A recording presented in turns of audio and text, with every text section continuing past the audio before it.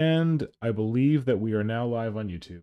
Hello and welcome to this Work in Progress Wednesday stream. It's been a long time since we last Work in Progress Wednesdayed, but I'm your host, Modern Synthesist, otherwise known as Mr. Pink. I'm joined tonight by my erstwhile co-hosts, Will, otherwise known as Tactical D-Bag. Want to say good evening, Will? Good evening, everyone. Good evening. Kajan, otherwise known as Ishan Destin. Want to say hello, Kajan? Hi, everyone. Hi. And Shane will be joining us in a moment. I think he went to get a sculpting tool. Otherwise known as Voices on Silent. Fittingly, his voice is on silent right now. He'll be back in a jiffy. Yeah, this is our bi-weekly Work in Progress Wednesday thing where we just talk about randomness and work on models. I'm usually working on Tyranids, but you know, new year, new hotness. I have been forsaking my one of my loves for far too long, which is my Dark Eldar, specifically my Homunculus Coven Force. And I just had an urge this evening to work on them because there was some stream where I was going to work on converting mandrakes to the new mandrakes to racks, but then we got talking about something and I got totally distracted. So this is that stream, much delayed. What's everyone else working on?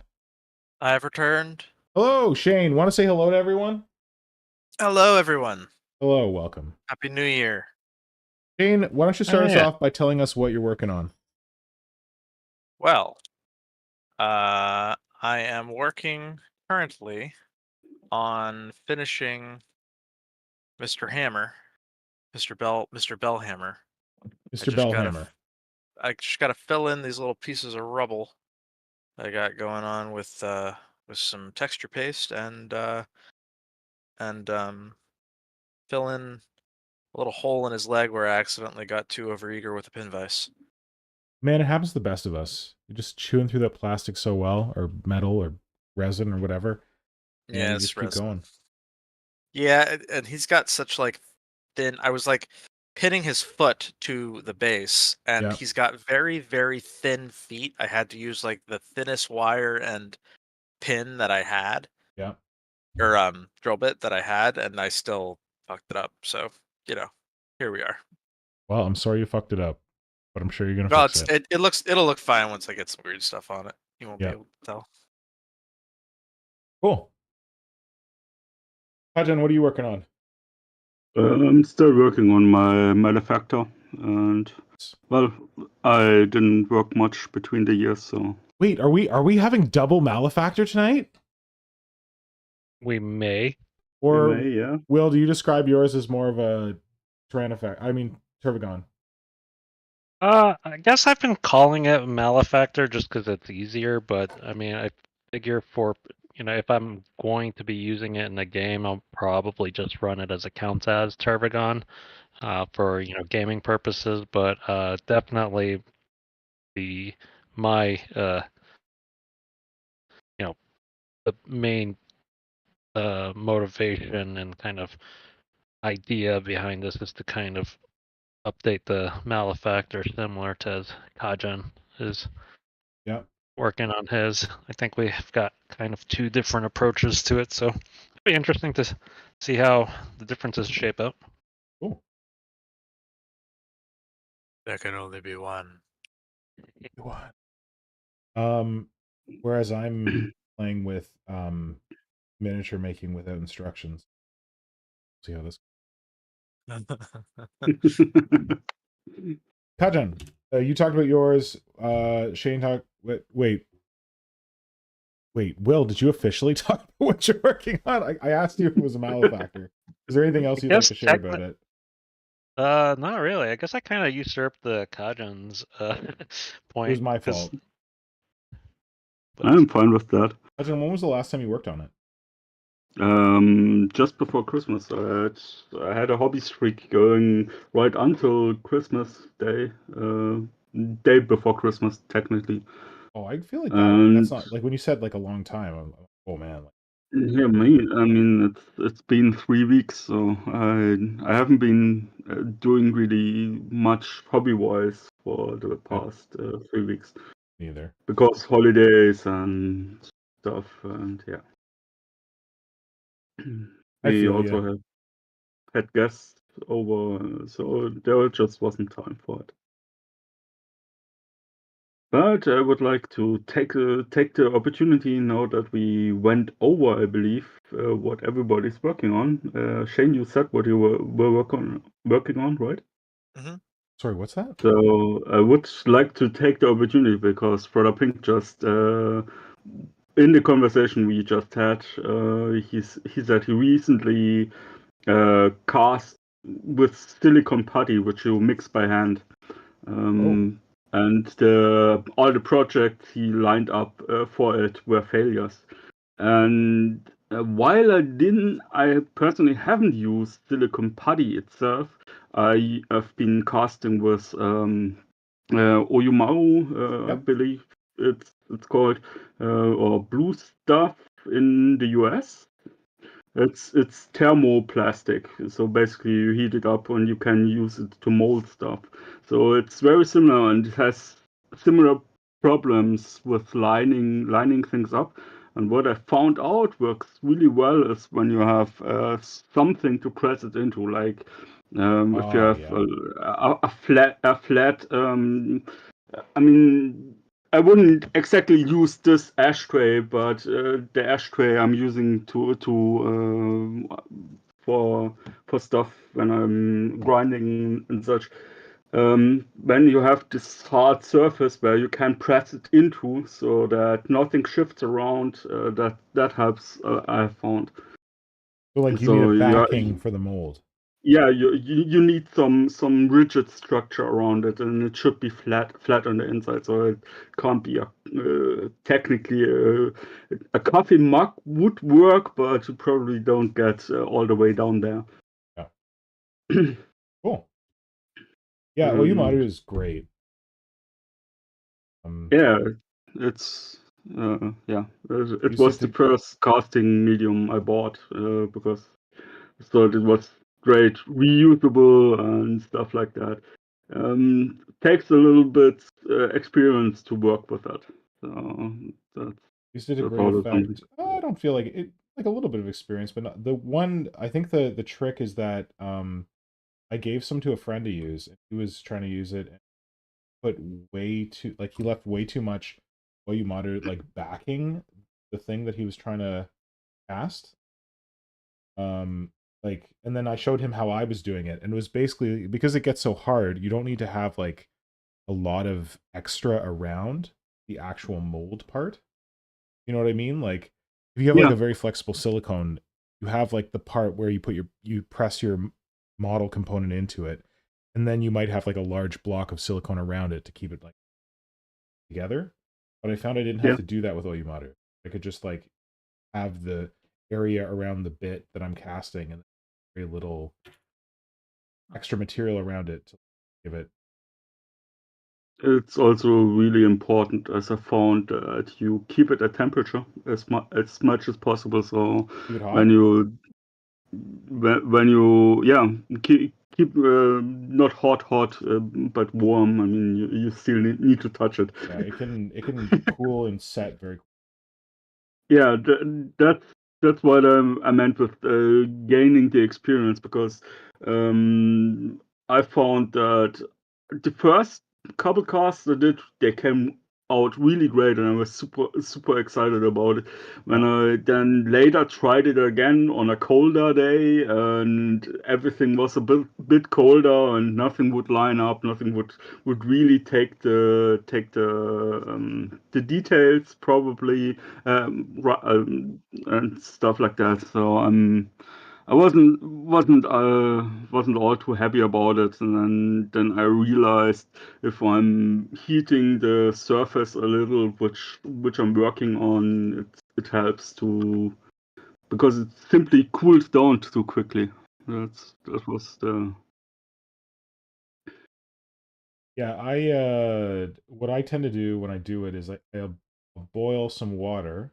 I have like a Japanese water heater thing, and I'll put it in a mug, and then I'll take the mug and use it immediately. I dump the like the pellets of Oyamaru in there and let them soften up very quickly. Yeah. Stuff that fast. Yeah, I also used a mug with hot water. I got the water to boiling and dumped it in. Technically, on the packaging it said it should be, the water should only be 60 degrees, but I figured by the time since I don't have a means to keep it warm, Yep. so I'm starting a little hotter and it will self-correct. Yeah. I think I probably.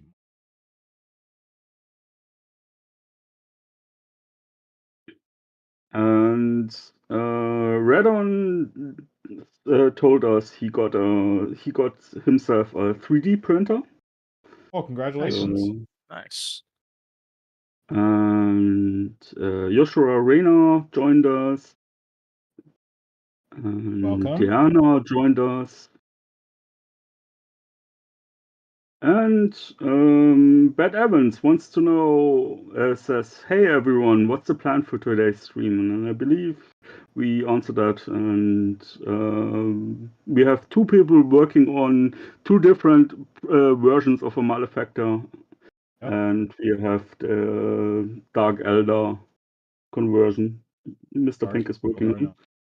I think upper torsos might be a little ripped for racks, but whatever. I'm gonna muscly racks. It just has to look, mutilated and Hellraiser-y, and then you're pretty much good to go with Dark Elder.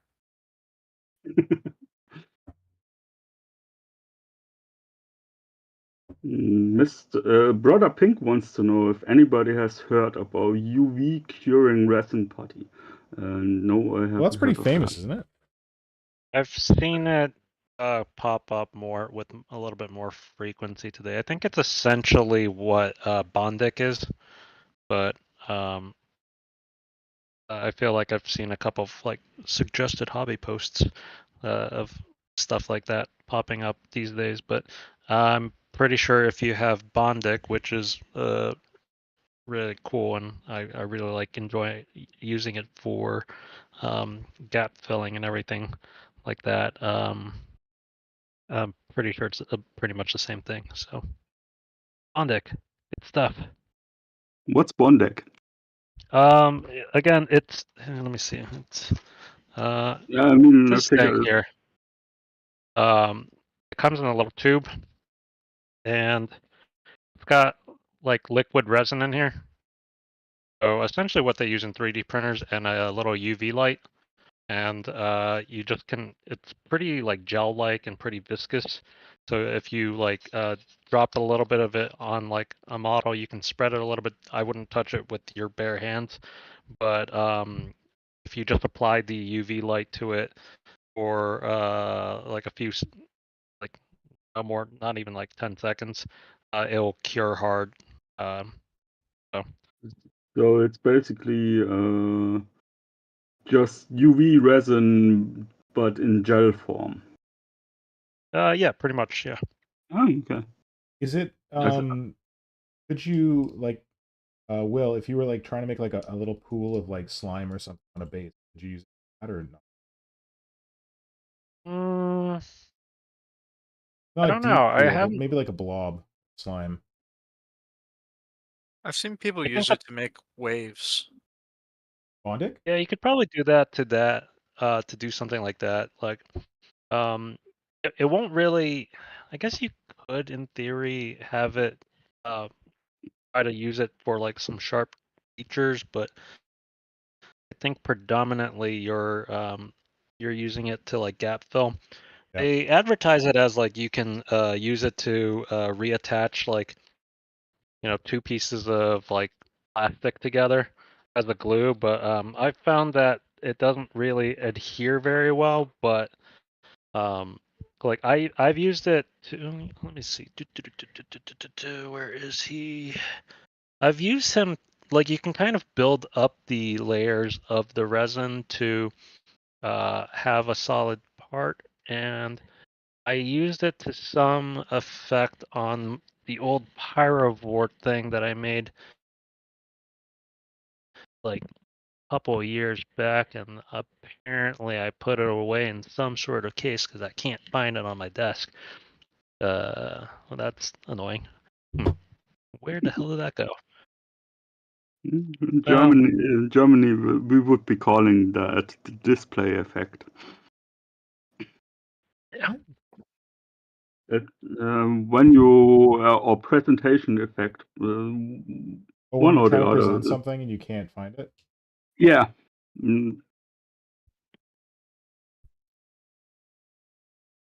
Yeah, it's cool stuff. And yeah, I just would.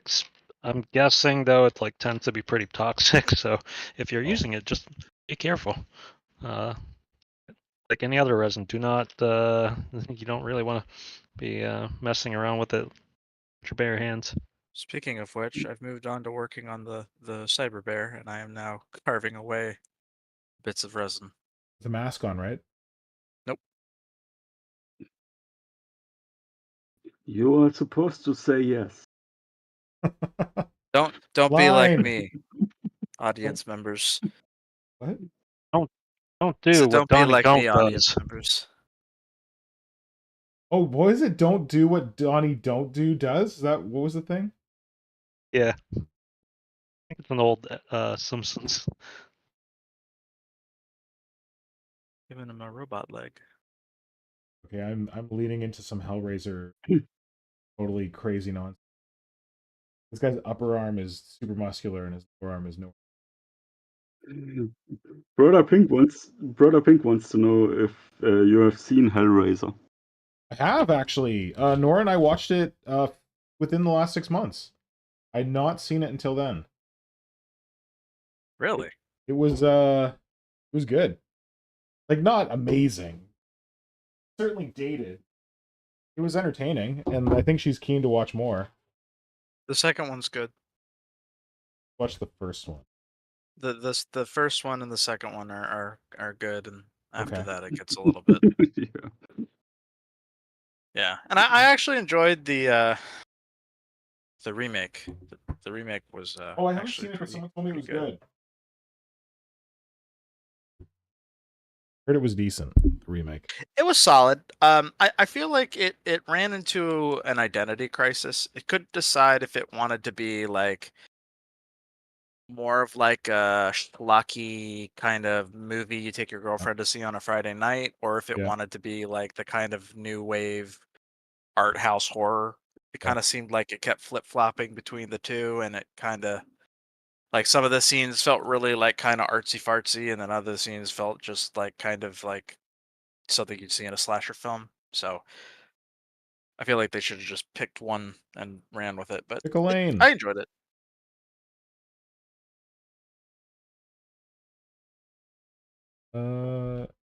Yeah. Speaking of, I was gonna introduce these boys. Speaking of Hellraiser stuff. So these are. This is a stock rack up here. Monculus Coven racks. And then focus. Yeah, this guy up top is a stock one. He's pretty little. Then this guy right here is my recipe for racks that I came up with in it was long. 2012? No, 2011? Was I don't know when the heck. Maybe 2011. So this is the legs from a flagellant, Empire whatever flagellants. The robes on the bottom. And then it's a blood letter upper torso. The muscular torso on top, and then it's got some arms from the current racks. These are actually the same arms on two different racks. In fact, damn, now that I've done this, I should see if I can find these rack arms and put. I could have like 3 ones that all have the same arms, but I don't know if I'm gonna be able to swing that. I've probably used all my cool scythe arms already. Yeah, and then this third one is when the new Dark Eldar, well, not new, guess like 9th edition Dark Eldar Codex came out, maybe. There was these things in it called, what were they called? It was like a fancy kind of like racks that you could take as like a kind of like, I think they were like your homunculus could have like an honor guard, and it would be like these super powered racks. I think they were called like hemo something, or is I don't know. So I did a rack here with legs from Necromunda Delac gang. Then the upper torso, the muscular bit is from the Ioric Acolytes, the Zinchian Acolytes. I don't know what they're called, how they're pronounced. And then, like, I think this knife, axe knife. Oh, what the heck? I don't know. I figured some stuff out. Then I used, like, bows from the Sea Elves on the back. I'm really happy with those. But I kind of, like, it bashed him in, like, a frenzy and moved it back to Tyranids, so... This is all about getting back to Dark Eldar. And then now I'm using the Mandrake legs because I think they would be amazing for racks, and I just need to find a shop. Looking pretty good. Yes, I like it. Nothing like sculpting details that are never going to be seen by the light of day. That's how you know you're a pro. Yes, that's the word, pro. Just like Makes those you a pro in eBay my eyes. painters. Hey man, my stuff's pro painted, according to eBay.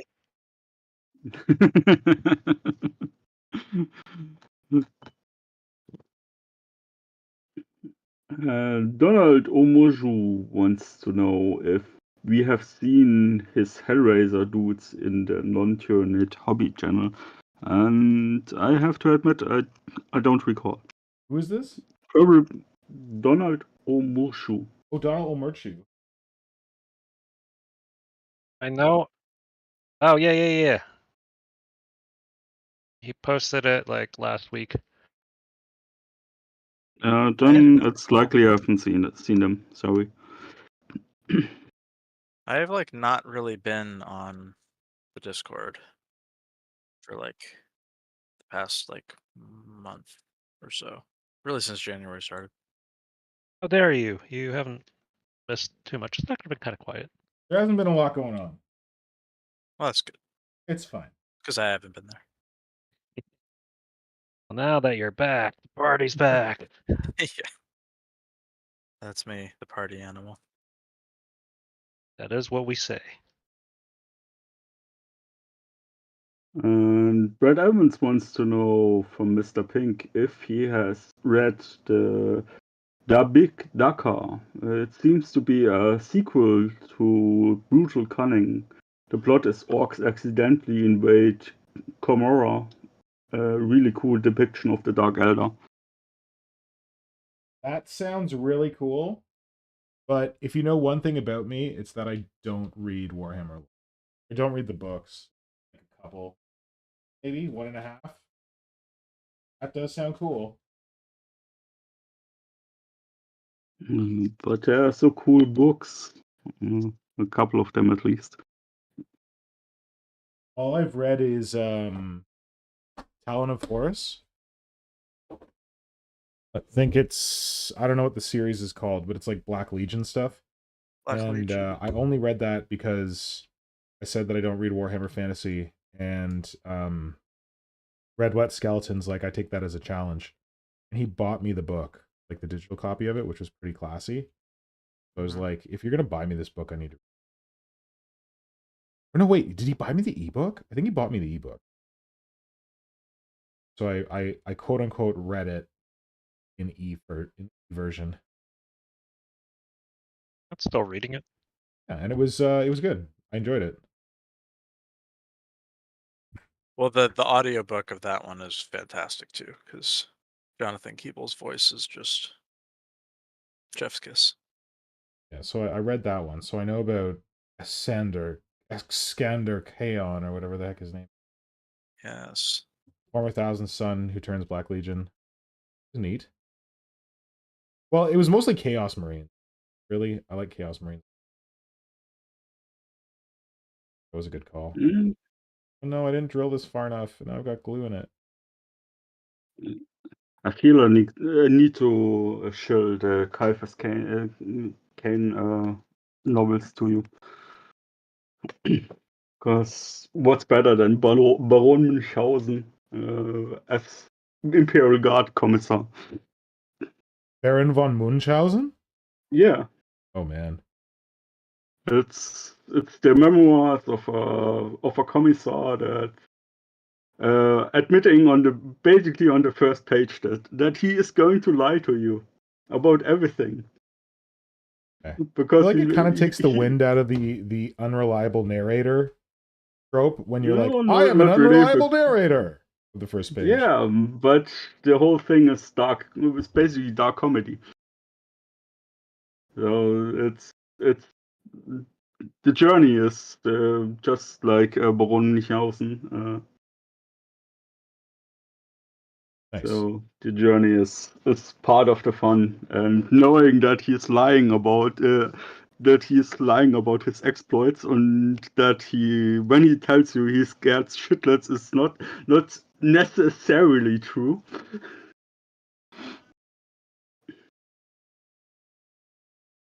If I can throw my hat in the ring, I know this is always recommended whenever anybody asks for recommendations on Warhammer novels, but God, are you going the to talk about Eisenhorn what's-his-face? Dan series. Abnett? Yeah, the Eisenhorn series is fantastic.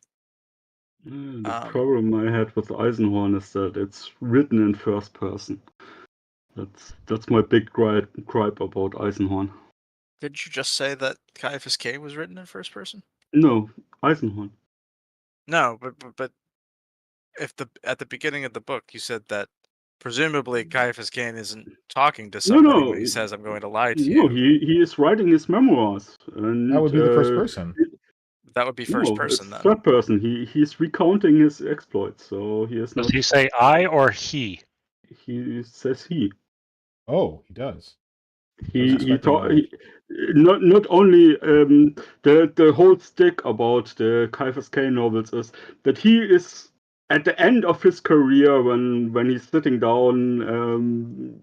He's writing down his memoirs, and his erstwhile lover and good friend and an inquisitor, a lady, is basically reducting everything and providing extra context and stuff like that.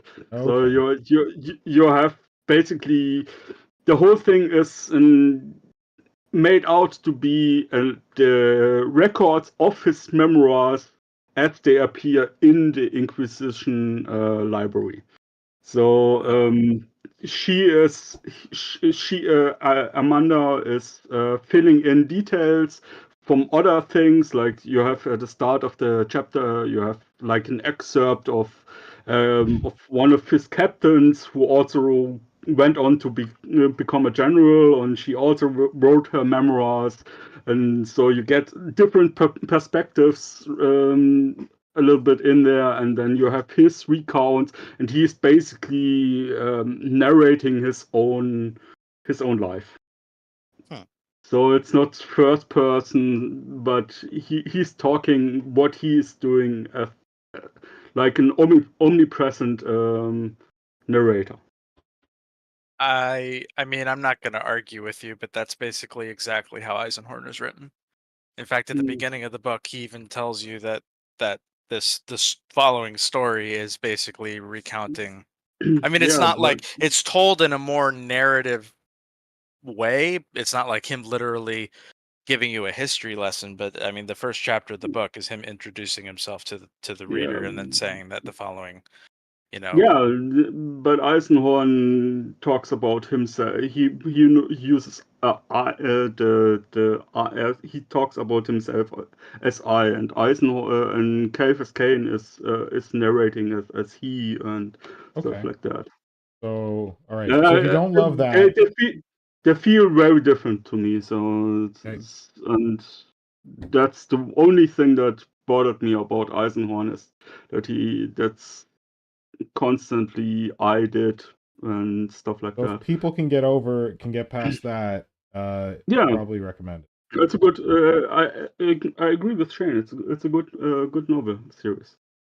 And the follow-up series, which is both of them, Yeah, two. which is the Ravener series and the Beckwin, soon to be trilogy, one day. Cool. Sooner than Winds of Winter. Yeah. Really? Come on. Do not. Actually, do not though, cite that name unless you mean the it. gap between I think the gap between Pariah and Penitent was possibly longer than what the gap has been between the last book and You mean Winds of longer than Winter. 14 years? I mean, Penitent, I think, just came out in like 2022, and I think the first book came, maybe not 14 years. Okay, maybe it is longer, but oh no, I think Pariah either came out in like 2009 or 2010. I can't remember. That's 10 years, man. Yeah, I Maybe mean, 11. he's. But 2009 or say 2010 to 2022 is 10 years. Yeah, 2000. but we have Okay, to I said say, 12. Okay. but we have. I feel like there are a few but things we in the have- world that took as long as Winds of Winter. It's not even Yeah, out. but we have to say that he isn't just writing this one series. He is writing the Gaunt's Ghosts. In between, he is writing the 40K, 30K stuff. So it's not like he is not producing anything. Yeah, he's been working. George R. R. He's Martin is just not not producing working anything. on what we wish he was working on, or at least I wish he was working on. I mean, I like the Gaunt's Ghosts series. I love Gaunt's Ghost. I mean, it's the last book in this whole thing he started in 2001. So like, yeah, I'd like to see the end of it. I agree with you. But yeah, Gaunt's Ghosts also highly recommend that one. If you like the TV show Band of Brothers, you're going to love Gaunt's Ghosts. Yeah, it's basically Bands of Brothers in 40K. Yeah. And then another one I would say that I really enjoyed. I've recently been picking up I forget the name of the first one I read, but they have a like subset of the Black Library called Warhammer Horror. And the short stories in those are really good. I really enjoyed the first one. What the hell is it called? I don't remember what it was called. It was really good. And they're all like little short stories that are, at least in the first one, they're somewhat interconnected, but the second book that I read that had some of the horror short stories, they aren't connected. But there's some really cool, creepy. It's nice because like the stories don't really. It deals with stuff that's like not tabletop stuff. Like it deals with, it's not just, oh, here come the Tyranids, or it was the Necrons all along. It deals with. Makes the universe feel bigger because it's like dealing with stuff you don't see on the tabletop. Cool. Speaking of, it was the Necrons all along, or actually, it was Thousand Suns all along. I finished Space Marine 2. I have not finished it yet. Please don't spoil.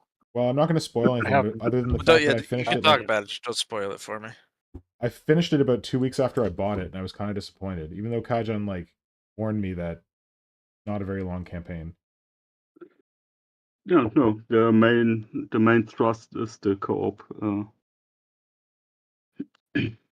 Yeah. So I was like, I finished it. I'm kind of like, that's it. And then like I told Nora that I finished it, and she's like, really already? I'm like, yeah, I don't know, man. The problem is the second half of the story is in the co-op. Don't say anything. Spoil it. Don't do the thing where you're like, I'm not going to say any spoilers, but actually I'm just going to tell you some spoilers. I will leave. Let's talk about it later. Let's talk about it later when Shane is done. Sorry, I brought it up. Yeah. It was fine. Like I didn't love it at first, but then I got more into it. And I basically don't understand why anyone would use anything but the melter rifle. At least in co-op you can't, because you can't. Oh, okay. No, I'm talking about the campaign. A lot of only 2 classes have access to. 2 have the tactical marine, and the vanguard have the melter rifle and the heavy class has the heavy melter. I tried to play one of the like missions, the operative Operation, yes. but like I didn't What's it have called? anyone to co-op it with, so I just like played it with computer buddies. And I mean, I couldn't figure out how to use the like I wanted to play the Vanguard because I think they're kind of cool, but I couldn't figure out how to use his grappling hook thing. I mean, on PC it's the Q button, and the target reticule is going to get auto targeted on an enemy you're Okay. aiming at, and then you just need to activate the special ability, and that's, I believe, default is the Q button. Oh, so you have to like aim at something and then activate the special ability? Yeah. Okay, because I kept trying to just like randomly activate it without aim. I tried to aim it. No. You have to aim at an enemy, and it's usually you will be aiming it at, let's say, a Tyranid warrior. That's how you usually use it. In PvP, you can actually aim at. You actually can play Batman and aim at a Good. wall, and it will rappel you to the wall. That's cool. That's what I wanted. Yeah, that's also what I wanted for the Well, I guess it would break the co-op, campaign because but you're only supposed to be able to do that in certain sections. yeah, that's the problem. That's the same reason why the assault doesn't really work that well. You can, yeah, you can use the jetpack basically as much as you want, but they're like you can't aim up a stair.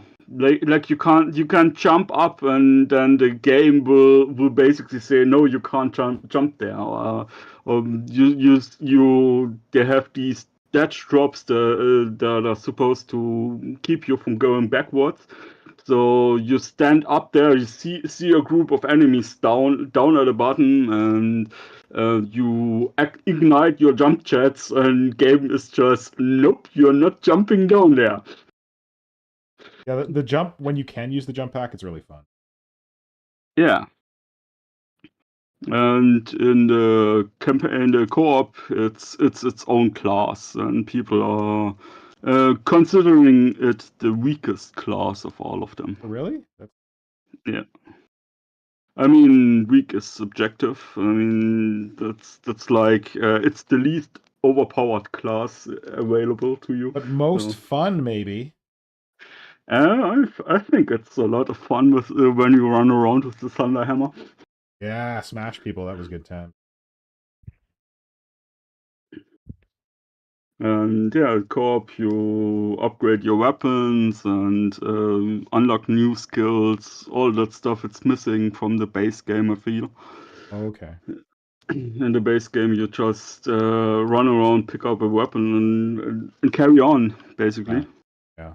I really wanted to like the automatic bolters and stuff, but they just apparently I like to play with a shotgun. That's basically what the pretty much, yeah. I tried using a sniper rifle, but then like guys just came up and smacked me in the face, so I'm like, I guess I'm not.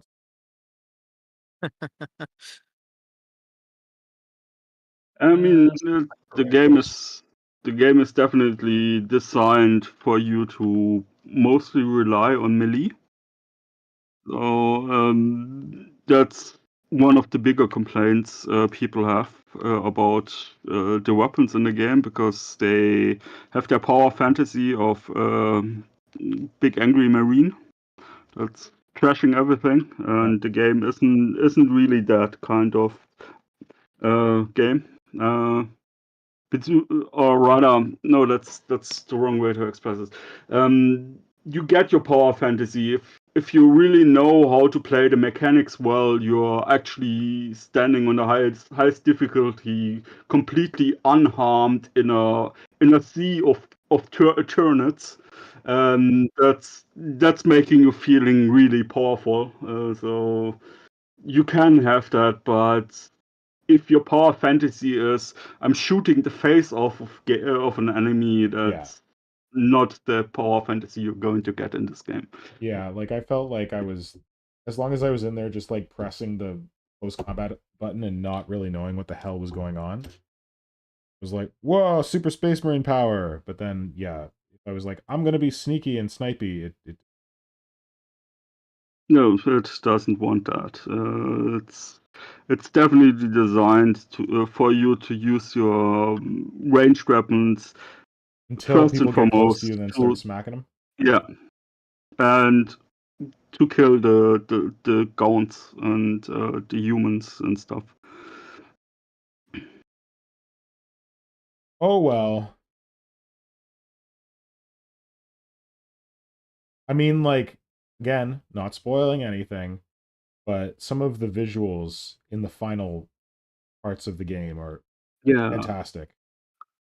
I mean, Very I feel good. like they spoiled some of that in the trailers. I really wish they would have kept the Thousand Suns involvement under wraps until the game You released. knew at it was least. coming. We're making a I Space Marine mean, game. I It's didn't supposed to be until on they showed it off. It was in the trailer. I know, that's what I mean. I Sammy wish didn't want it wish to be they in the hadn't. trailer. I wish they would have made the big reveal that there's oh shit, it's chaos again. You know, I wish they would have saved that for when the game released. Personally. Yeah, I agree. Jane, how far are you? Or like, have you played at all? Well, I don't want to spoil it for anybody else, but I Oh, I just don't care about encountered anyone the else. I first just care about you. Carnifex. What? I just encountered the first Carnifex. The first? Not the one at the beginning. Or the second one? Wait. Not the one at the very beginning. The first Okay. one where you fight in like okay. the where you're in that with room the pews and all that. with your buds? Room with the place and the things. Yeah, that one almost murdered me. I was like trying to melt its face off, and it was. Well, I'm playing on the hardest difficulty, so I was playing on like normal.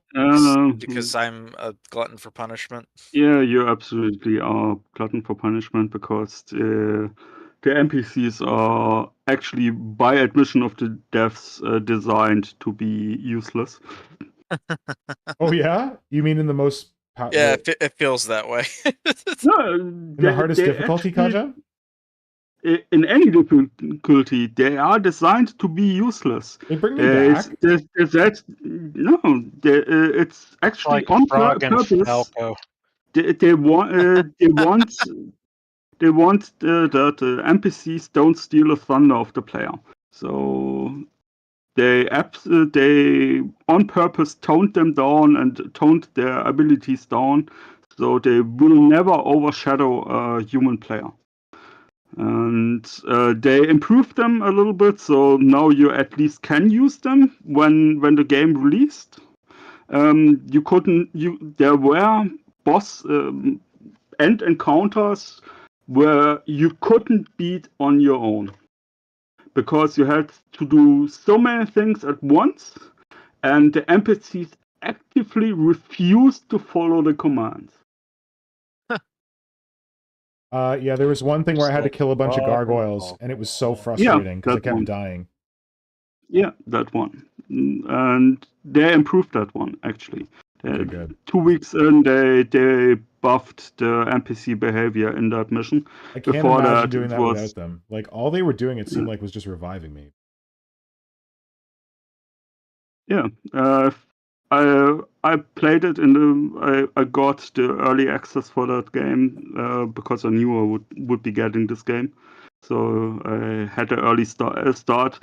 And I got to that mission. I was playing on the highest difficulty and died 20 times or something like that. And I was like, okay, maybe I need to turn down difficulty. And in the end, when I was done, I was playing on the regular difficulty because I just couldn't put up with it anymore.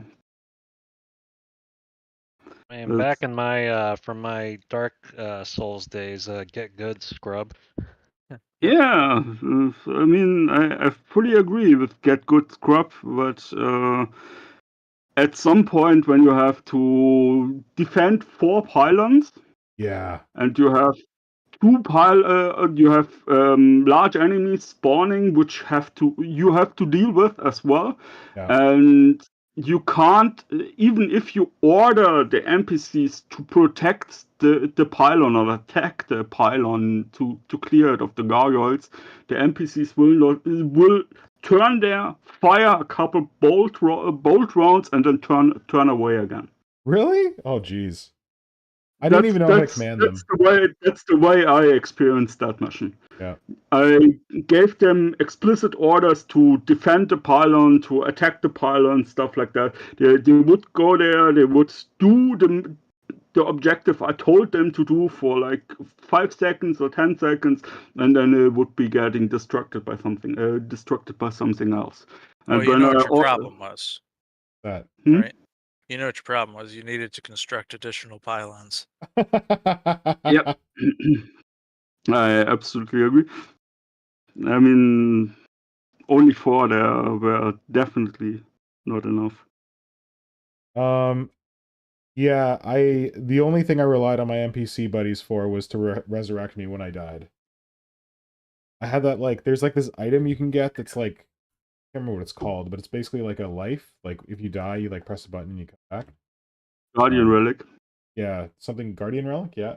And I had the Guardian Relic, and I'd just be like, I'm going to save this. I'm going to save this for when I really need it, because I just have these 2 chumps who run over and bring me back. And I think the only reason that I kept failing at the pylon one is that it's not about you dying, it's about the guys destroying the pylons. Yeah, that's how... when later would 2 Thorntropes spawn, and that's when it's always... I hated that. What? What? Oh. No more plot points. No, that's that same battle. Yeah, I know, but I don't know anything about the battle. Yeah, I don't want to know about the fight. This is like basically telling somebody, he's like, oh yeah, and then the second boss. No. Okay, yeah, mode. Okay, we'll stop. I thought Shane was already past that part. You know, there's a second phase of. I don't think Will does though. Oh. It's kind of like saying, oh, there's a second phase to the. Well, I guess I don't want to spoil it, but. Yeah, second phase. Insert Soul's boss. Of the second phase, yeah, but like you don't have to explain what's in the second phase. Like we anticipate it. We're officially shit at not giving spoilers. That is our superpower. I think that's indicative we should talk about something else. Sounds like a good plan. Hey, guess what? I'm teaching sessions at Adepticon for the first time in my life. Super excited. Oh yeah, I saw that. That's pretty cool. Yeah, I like I think I saw that like Valbjorn did it last year. And then I was like, hey dude, like how did you do this? And he's like, you just reach out to them and tell them you want to do it. Like, really? I'm like, really? He's like, yeah, just do it. I'm like, okay. So I reached out to very nice organizers of Adepticon, and I think I got lucky because this year's in the new venue, and I think they have a lot more space, and they said that they were gonna like prioritize getting new people in to do like different sessions from what they've had in the past. Yeah, so I asked them if I could do it. I submitted my things, and like there wasn't even like a we'll see. I don't know. We'll let you know. I feel like it was just like, yeah, no problem. You're in. I'm like, what? They're like, yeah, you're in. Send us your stuff. I'm like, okay. We'll fly you out tomorrow. No, there's none of that. All they're paying for is my badge. That is it. Yeah, which is fine. That's like $65 American, so that's money. Yeah. But yeah, it was cool. Like I wanted to do some green stuff workshops, and I was like, I'll do like a beginner one, and I'll do like a slightly more advanced one, sort of. And then I was like, well, I'll just like throw in like a kit bashing one, because I realized that I was at my like gaming club that I don't really go to anymore, but I used to go there, and I was like talking to a guy, and he's like, oh yeah, how you do this? I'm like, well, you just pin it. He's like, pin it? What do you mean pin it? I'm like, dude, you don't know how to pin? Bruh. He's like, no. I'm like, okay, this is really easy. I'll show you. And I realized that there's some knowledge that I have that I assume other people have, but maybe other people don't have. Yeah. Well, because So Games Workshop used to say, pin your models, but they don't have Games Workshop brand paper clips, so Yeah. looking into did they that. ever? Yet. No. They ever sell pins? I don't remember. No, they just told us to use paper. Yeah. There was like that phase when they were like trying to make all the hobby tools. I didn't know if they had like a pin pack or something. Well, like you They had the pin joke, but vice. Army Painter sells pins. And they're actually like Are you they're fucking kidding me? their batch of pins is actually kind of cool.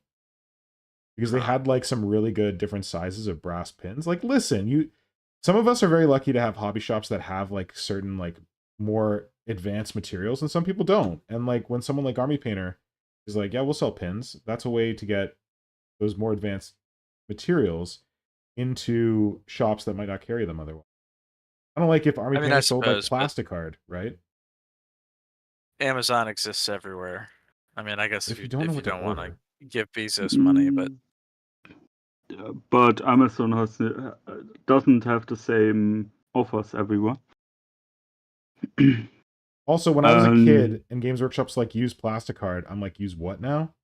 I was very lucky to find like a model train store that had sheet styrene and stuff like that. But and I know now with the internet it's different. But yeah, there might still be people who like don't know what plastic card is, don't know how to find.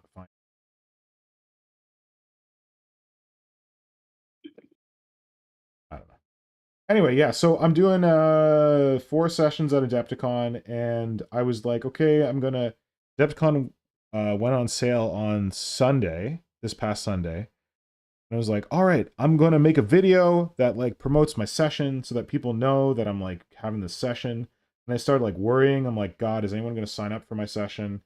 And it turns out I didn't have to worry that much because I went on the day that registration opened and I was like, okay, I gotta look up my sessions. I gotta like get some screenshots and I'm gonna do some screen recording of me like scrolling through them and I'm gonna make a video. And I went and I looked at my first session and it said capacity full. And I was like, wait, what? And I went and I looked at my second session and it said capacity full. And I looked at my third session and it said join the wait list. And I was like, wait, what the fuck? So I literally, because I'm a noob, right? I've never done this before. I emailed the organizer and I'm like, hey, stupid question. Popular. Have my sessions actually sold out or are no, listen, it's only like 12 people per session. I mean, that's you're teaching 12 people. That's it's I don't know if you've ever been a teacher, but that's a lot. But I asked them, I'm like, oh, did my sessions actually sold out or is there something wrong with the system? And they're like, no. Like they were in the middle of like their actually organizing shit and they like sent me the shortest email, not unkind, but shortest email ever. And they're like, it's not a glitch. Your session sold out. And I'm like, whoa, okay. So yeah, there's only 12 people per session. Those ones sold out, but there's one session left. I think no one wants to join it either because it's from 9 to 11 p.m.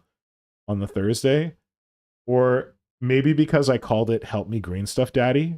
So I don't know if that's... They said they wanted fun titles. So the titles for my first 2 sessions are You Don't Suck at Green Stuff. The title of my third session is Kit Bash Like a Boss. And then the title of my 4th session is Help Me Green Stuff Daddy. So if anyone listening to this is going to Adepticon and you want to get in on a session, Help Me Green Stuff Daddy is still available. I promise it's not anything weird. That's what somebody who was doing something weird would say. Quiet you. 100%. Quiet you. So yeah, you can still get in on Help Me Green Stuff Daddy, and because it's the last one to sell, and because it's like from 9 to 11 p.m., I'm gonna have some good shit for people at that one.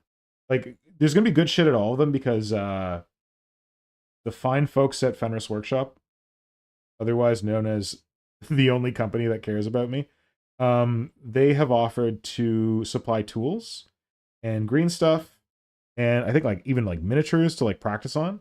So everyone who comes to my sessions is going away with at least one metal sculpting tool and one silicone sculpting tool. And then I'm gonna have some extras for like prizes and stuff. You should get a little sticker for the late night session that just says warning, Slaneshi content. Oh, nice. Yeah, you definitely gotta promote the. Well, I don't know if this is against the rules, but I was gonna say you definitely gotta promote the creature conference at You can this thing. absolutely. I don't think there are rules. This is not Games Workshop. This is Adepticon. I think they're basically like, yeah, go for it. Like I was like, can I get like someone to like sponsor the session and like provide me materials? They're like, yeah, you do whatever you want. And they actually have a thing where they're like, don't have someone to give you materials for your session? Let us know. We'll help you find someone. Wow, Really nice of them. They're really cool. They know their shit. Yeah, that sounds like a cool group of people. I've worked with anime conventions before, and they're generally not the con people who put on conventions are not always easy to work with. No, I know. I've heard that for the like. But Oh yeah. Oh yeah, I mean, wait, I I feel did like those stuff with an things are anime. synonymous. We used to do like this session where we would we'd go to the anime convention and like the people who taught English in Japan would like do this like session where we like tell them about Japanese like culture and norms and stuff like that through a skit. Oh, we did that. Oh no, it wasn't the people who taught English in Japan. It was like this Japanese Visitor Association would do it at the anime convention in Toronto, and they would just like go and do this like fun skit for the kids. But yeah, I remember it being And like then complicated. surely the otakus thought they knew better than the people actually from Japan. It's fine. The weebs can think whatever they want. Yeah, so I'm really excited that the first 3 have sold out, and I'm happy for anyone who wants to join the 4th. Apparently, Ironbeak is coming to the 4th. You ever managed to find a hotel there? Because man, I looked a couple of like a month ago or so, and boy, everything's booked around there for not unsurprising reasons. So I'm done, basically, and there's like this whole thing on the Adepticon website where they're like, "Oh yeah, hotels go on sale in like August. Make sure to get your room." And I did not do that. And what the fuck? Okay, so I found some Airbnbs, I thought, and I requested one and they declined me. And then I just requested another one and it says that my request expired because the host didn't respond within 24 hours. So I thought that was Sounds like where they I was probably know the nerds are going to be in town. They don't want to deal with that shit. I totally would understand and respect that decision by the Airbnb. Yeah. So I don't know where I'm staying, but I'm going to have to figure it out. And I'm hoping I can get an Airbnb for not that expensive. And otherwise, I'm going to have to suck it up and pay buttloads of money. Oh, don't worry. The Airbnbs will be expensive too. No, I found 2 cheap ones. The first one was very cheap, but he'd never had any reviews, so that looks sketchy to begin with. Well, yeah, if you want to stay in like a dark alley that you get jumped in, No, yeah, it was I'm like sure a shared. It was like a shared space. You get like a room. It was a little sketch. The second one it's was a little less bit, sketch, but I don't know why they didn't respond. You get to sleep in the bed with me. I'm I'm the big spoon. You don't have to wear pants. Oh god. Wake up with somebody wheezing over your head. I think if I woke up in that situation just to somebody wheezing, I would be counting my blessings. Yeah, so I don't know where I'm staying yet, but I got to figure that out. Got my flights. That's good. Milwaukee. So if anyone wants to join, there's still 11 spots left in the Help Me Green Stuff Daddy session when I check the set this evening. When is Adepticon? The end of March. March 26th to 31st.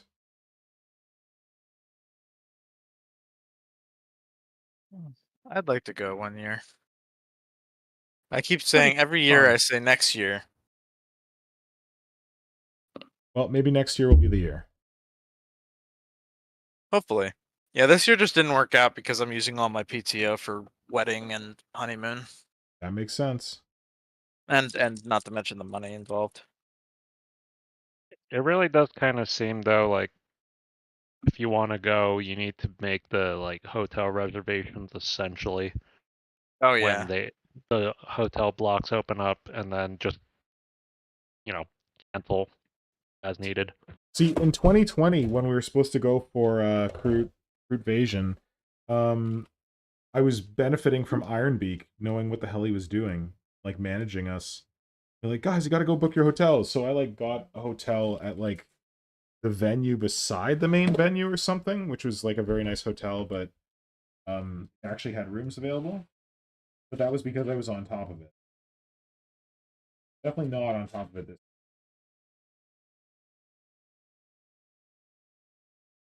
Well, they'll let you in if you tell them that you are Mr. Pink, the host of the Creature Conference. Yeah, that's not gonna work. I think that's what happened with like, the first "Oh, guy. I think I told him too sorry, much, sir." and he was like, "Get out of here." Space The Marines for creature- life. what? Typical Astartes fan. You joke, but apparently Shane was telling me he got a Creature Conference discount on something today. Oh yes. I have a Xeno heifer coming in the mail from our good friend Mr. Hydra. Oh, nice. I saw that pop up on his Instagram, and I was like, I'm gonna message him.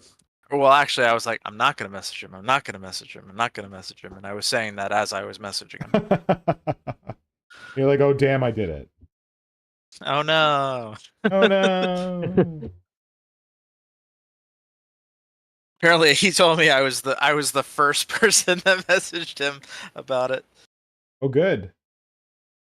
But I it's unfortunate because I wish he wasn't selling it basically because he had to. He's got, like, some kind of car but issues. if there's one thing I've learned from Hydra, it's like guys got too much talent, and he's just gonna make something else amazing a little later. Yeah, that's true. Like, part of me was a little bit sad to see him selling some of that stuff, but I'm like, just clearing shelf space for him to make something else amazing. That is very true. Probably told this story before, but Simon, if you're watching this, not. It's going to a good home. He's not watching. Take good care of it. I think he's probably happy for you to take it. I think he knows that you will appreciate like the work he put into it and like what it means to him and all. Yeah, just like he was like, so you can paint it in any way you want. Yeah, it's not getting painted, Simon. that's not happening.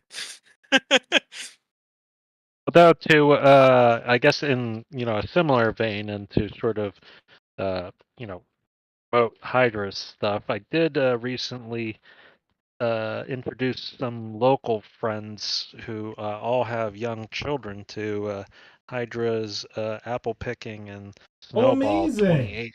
Oh, that's awesome. Yeah, they were both like, "Oh man, that sounds great." I'm like, "Yeah, it's like not non-combat tabletop gaming.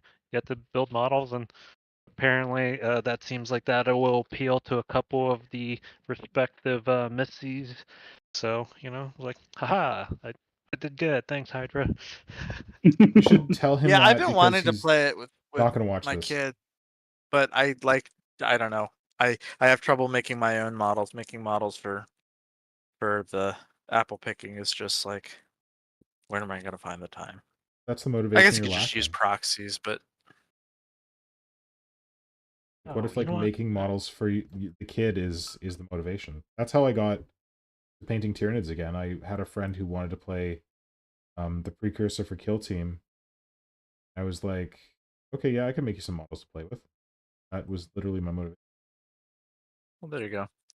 Yeah, maybe I just need to sit down and make some simple models. Go on like Reaper and get some bones. Yeah. Miniatures. I just realized where my stupid Pyrovore hit bash thing was that I wanted to show earlier. So it was in my games case that was actually like right next to me. Boy, this can't zoom for shit. Speaking of children, I think I'm hearing a crying meltdown. I'll be right back. Uh-oh. Good luck. Okay, so this kind of semi-focused here, but you can kind of see here, there's a plastic bit and this sort of like yellowy bit here. Yeah. That's the Bondic resin that I kind of poured into fill like the space. So instead of infilling, God, this camera sucks. Instead of infilling with, where's the focal point? Oh fuck. Come on, dog. Anyways, instead of infilling with like green stuff or something like that, I use this resin to kind of do it. And Yeah. if you do it kind of right, you can actually just essentially build like a little small plastic shell that you can kind of really shittily see in this video feed here. Whatever. You want to post pictures on your Instagram and people can find it there? It should already be on my Instagram. It's like something I posted up like. Oh, but I don't know if you wanted to do like a close up in your story or something. I don't know. That requires like effort and thinking, and like knowing how to post Well, a story shit. on Well, Instagram. wait, knowing how to do you not know how to do a story? I don't Dude, either. I exclusively post through like the website, and I Yeah, think they me like. too. Yeah. Yeah, you can. You have to set your browser into developer mode so you get access Oh to yeah. the Oh, all the nice Yeah, F features. that. That's too much effort. That's Instagram. I mean, I barely have the patience to like post stuff like regular posts and pictures, much less like figure out how stories, reels, or whatever goes. So Okay. also like pretty sure half of my followers are just like OnlyFans Russian bots at this point. Hey, those are some good followers, man. Nice. Yeah. Oh no, man. I'm realizing that I actually got like pretty good relative like feedback on and engagement with that grabber slasher drawing that I posted of like Because it was a month sweet. ago. Pretty fun. I was actually like pretty happy with it. That little fella. So good. You ever have the thing where you have to like go back through like your old bits boxes, try and remember what you were. I haven't had that issue so far yet. Like, I just realized that I've got this thing where when I was like going hard on Homunculus Coven, and I like looked in this section and I was like, oh, this is just like random bits, and I'm like, no, this is where I was gonna make a specific homunculus that like builds the Talos and like the other vehicles. And I was gonna give him like a weird like beetle back like the Talos has. He was gonna be like floaty. And I've got this other one, which was like the homunculus with like, this was totally inspired by someone else's model, but it was a lady homunculus, had like 6 or 8 arms, had like a fan.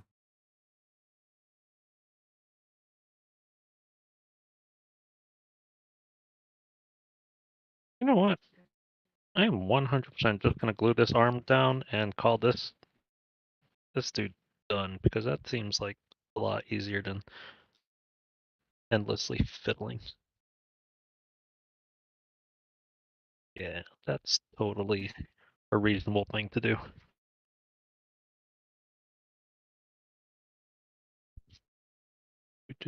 Super glue.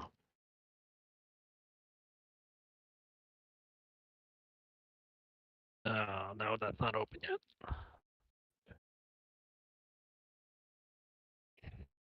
Nope.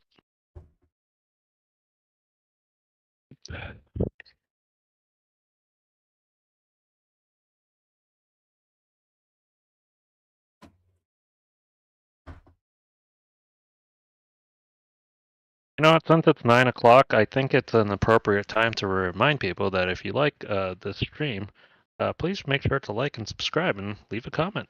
Thanks, Will. Working on that, pitching the stream skills. And while people are at it, they could be leaving a comment down below telling us what they have been working on. Yes. Sure. Sharing is caring. And if you want other ways to support the stream, you can, there's a link in the description to Fenris Workshop if you live in North America, where you can buy cool. If you live in Canada, you can buy Warhammer stuff. If you live in the United States, you can buy all kinds of hobby, like tools, glue, all that, as well as used Warhammer. Games Workshop doesn't let them ship new Warhammer models.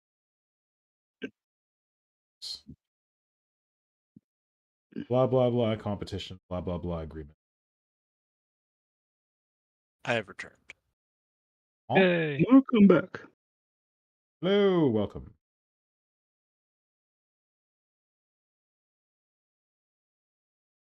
This guy is inspired by a really sick sketch that Jess Goodwin did. I think it was supposed to be grotesque. Of a grotesque that, like a snake body, but it's like legs that have been like sewn together.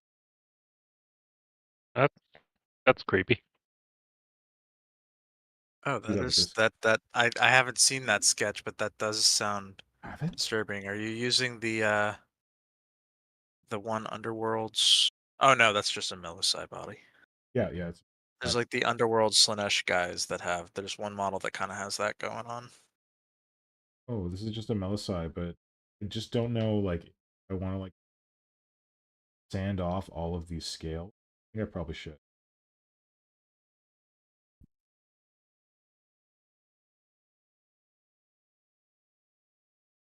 You can say they were legs. They don't have to be his legs. They could be, like some lizard person's legs. Or I could do what my solution for everything else, which is sculpt a spinal column onto the back of it. Scale. There you go. When all else fails. Stuff on the Spinal side. column. Maybe I can make that go away. At the crimes. What? Adam Savage's kind of constant refrain for when you're building something. And there's like seam lines or something that just clearly show the like a messy part of the construction. You can kind of cover it up and you hide the crimes. Oh, So, okay. Yeah, hide the crimes. Yep. Yeah, I've heard that phrase before. I didn't know Adam Savage coined that phrase. I don't know that he coined it, but he uses it a lot. Especially if you watch any of his build videos or like props and stuff. He'll say that a lot because hide the crimes. What's going on in the chat? Anyone have a eyeball for it? Tom says you're gonna wake up in the locked basement. Oh, because of What? lack of Yeah, I think that's in response to the Airbnb. Oh, okay. I was like, what did I miss? Yeah, it was the Airbnb. Well, my Weird. bear is almost done. What's almost done? The bear. Yay! In terms Good. of construction. He just I think he just needs some green stuff to like integrate all the mechanical parts that are attached to him. And the gaps with his ears. I really like how the ears turned out. You sculpted them? No, I used the river trolls that got like those Oh, fin yeah. ears. Because in the original art from Rogue Trader, the Cud Bear has got like these kind of like amphibian Creature of the Black Lagoon ears. And it felt like that was like a very distinct feature that I wanted to be on this model. Cool. And I really like how they turned out. I'm actually genuinely really excited to paint this one. Like, I think I might actually paint this one because I Good. get to paint it purple. It's going to be a purple bear. Ooh, Cool.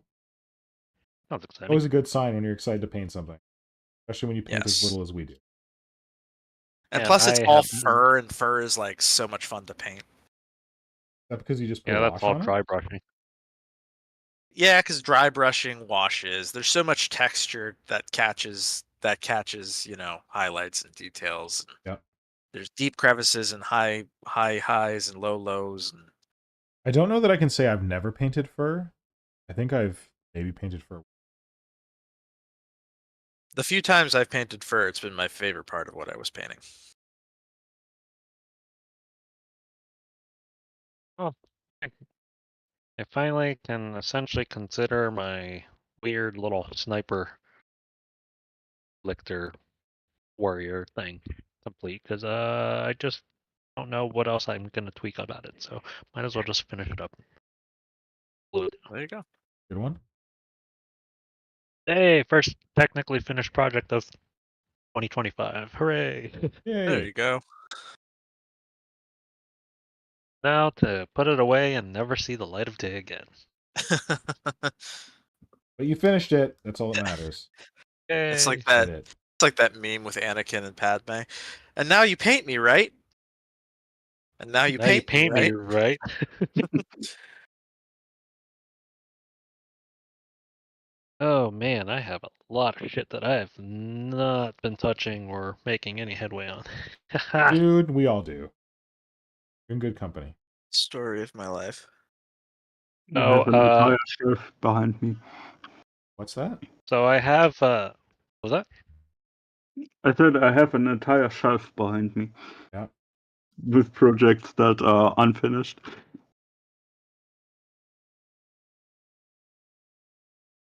So a couple of friends have been getting into a Star Wars Shatterpoint.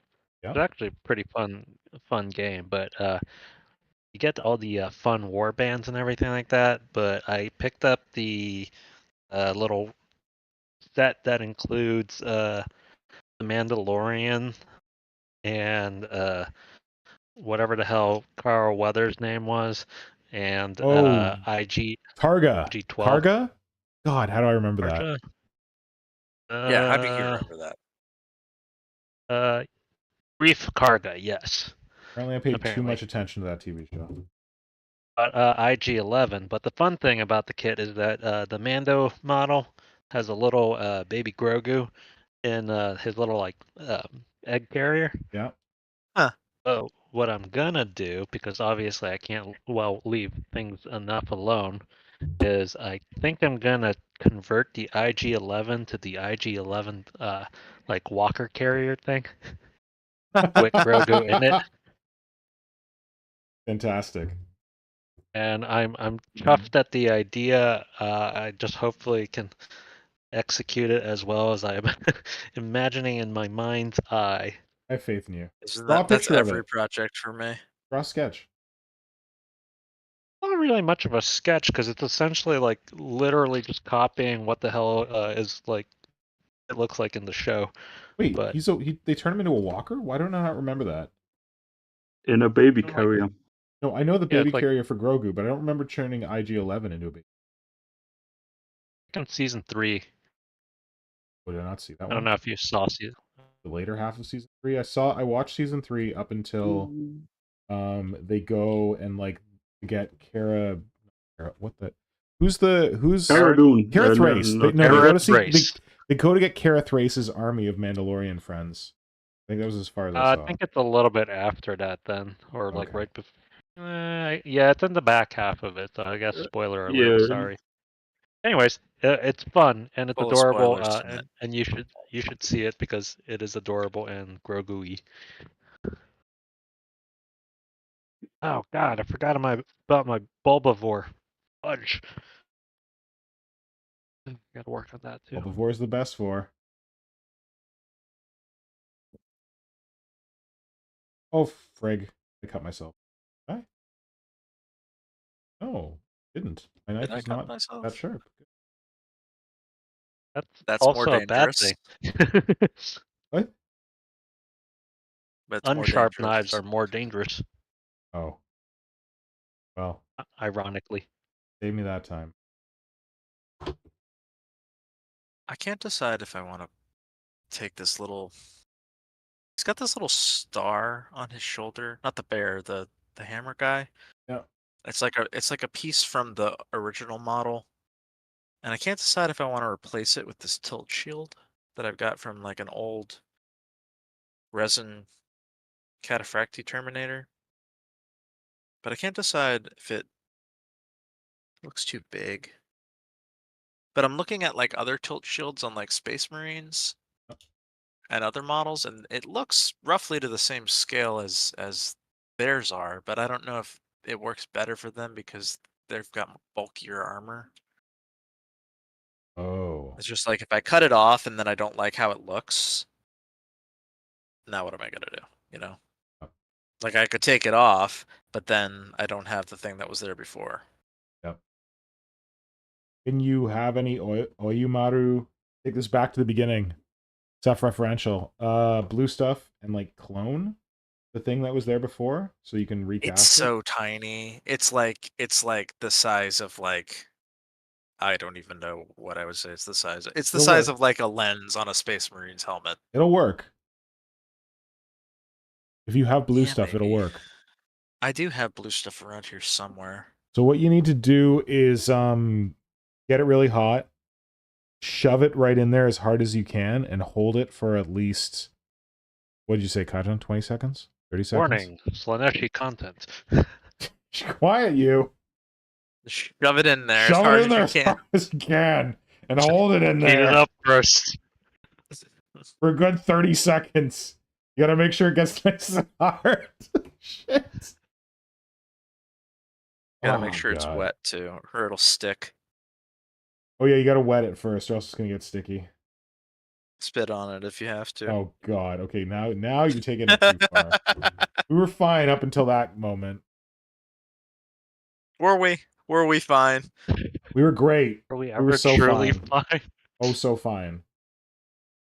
Yeah, you know, I'm like holding it over his shoulder with a pair of tweezers, and I don't think I like it. I think if it was like 30% smaller, I would be all for it. But I think that's it a is lot of what it Games is. Workshop models. It's 30% smaller. Yeah. Big.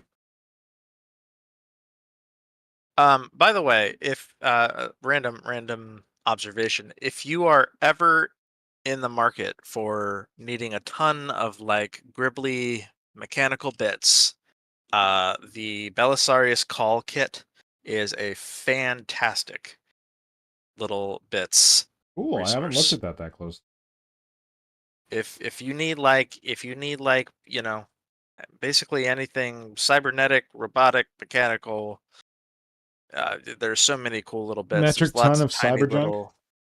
Yeah, there's just like there's arms, there's little like Tesla coils, there's tons of wires and mechadendrites. I mean, he's so busy that he's got so much going on. Like there's this cool little carapace armor. There's like a little section that'd be cool for like the basis of a staff if you wanted to make like a new weapon for a model. I actually wish I had bought this model before I did the hammer guy because I would have used this. I would have used the bottom part of Call's staff as the main body of the weapon. It would have saved me a lot of trouble. But c'est la vie. Lovely indeed. And there's a giant book. It's like a book the size of like You gotta I read don't know, about mech stuff. like a it's like the size of like it would come up if you put the book like upright. It would probably come up to like a Space Marine's waist. It's huge. Cool. You But know, he this is keeps all the his secrets. ongoing trend. This is the ongoing trend of, you know, increasing the size of books away from mass market paperback. It's getting ridiculous. Ha ha ha ha ha. Clever girl. I actually think I want to use like he's got these little robotic legs. I kind of want to use the little robotic legs. I got this I got these like little weird folk horror shrines from Andrew May. Yep. And I'd like to like put a little shrine on little robot legs. I think that'd be kind of cool. Hey, you want a Stephen May update? I got an email from him today with a Kickstarter update. He's still Your Kickstarter? trying to get Or people. my Yeah, Kickstarter? my Kickstarter. What? He's still trying to get people their fish boys. Oh no. I think it's a like a handful of people at this point, but like This bodes poorly for I my don't- Kickstarter. yeah, I don't know, man. I mean, Yeah, he told us that he was going to ship our Kickstarter in November. And I was like, well, that's great, because I remember him saying that, like, him trying to ship his last Kickstarter on Black Friday killed it. And then, yeah, he updated us that he's now looking to ship maybe in, I can't remember if he said February or March. yeah, I don't know. I I haven't really monitored his Instagram at all. I know he kind of like deleted a bunch of posts because I think he was like saying some kind of uncouth things about his times at Games Workshop, and I think he went kind of scorched earth on a bunch of his posts. But Yeah, I yeah. try not to worry about it too much. Like, my approach to Oh, he hasn't Kickstarters posted since July. last Instagram post. His last Instagram post was in July. I try not to worry about Kickstarters too much. I'm basically of the mindset, like, this is going to show up when it shows up. Or not. That's Or been not. my experience. I think the worst Kickstarter in terms of like time frame that I've ever backed was Deathground. It's like a multiplayer survival horror dinosaur game. That sounds cool. And like it was supposed to ship in like 2021. Like I think I backed it in 2019. It was supposed to come out in 2021. It's still in like I think it just went into beta. Wait, this is a computer game? Yeah, it's like a PC game. Oh, okay. For some reason, And luckily I only backed like I think it was like $15. So Yeah. like whatever. I'm out $15. But I feel bad for like the people who like backed like the upper tiers. Yeah. Like there's one tier which fortunately it seems like nobody backed it. It says 0 backers.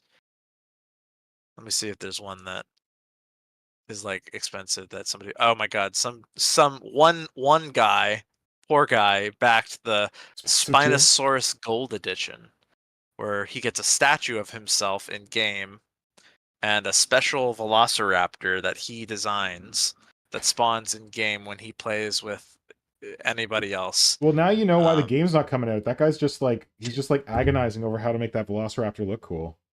Yeah, well, else. that was a 4,000 pound Oh no! backing option. Yes. Oh no! Yeah. So he's probably one of their sucks friends. to be that guy. He's probably one of their friends. Probably. You would Knows the hope. Not anymore. He's not. Not anymore. No, but I mean, like, he could just be a guy who's like, yeah, I'll give you some money for your game. And they're like, okay, we'll make you, like, a special tier. You can pledge Well, to no, that. because there's other tiers like that, like that are close to that. Like there's a $1,000 tier where you get like a bunch of game codes and you get to be like a producer and stuff. Actually, it's been so long since I backed it, I don't even follow the updates anymore. I'm just expecting that like in like 2028, I'll get an email with like my download code for Steam. No, it'll be an email, and they'll be like, hey, we sold the game to Meta. Yeah, or Microsoft. It's now a DLC for MetaQuest. MetaQuest.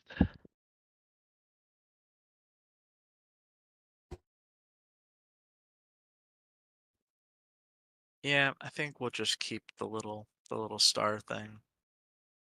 It's fine. It's not like I don't know. It's not like distinct to like it doesn't look like anything like specific, you know. It's not like it's like a Christian cross or something. That's like distinctly like, what's that doing there, kind of thing. Yeah.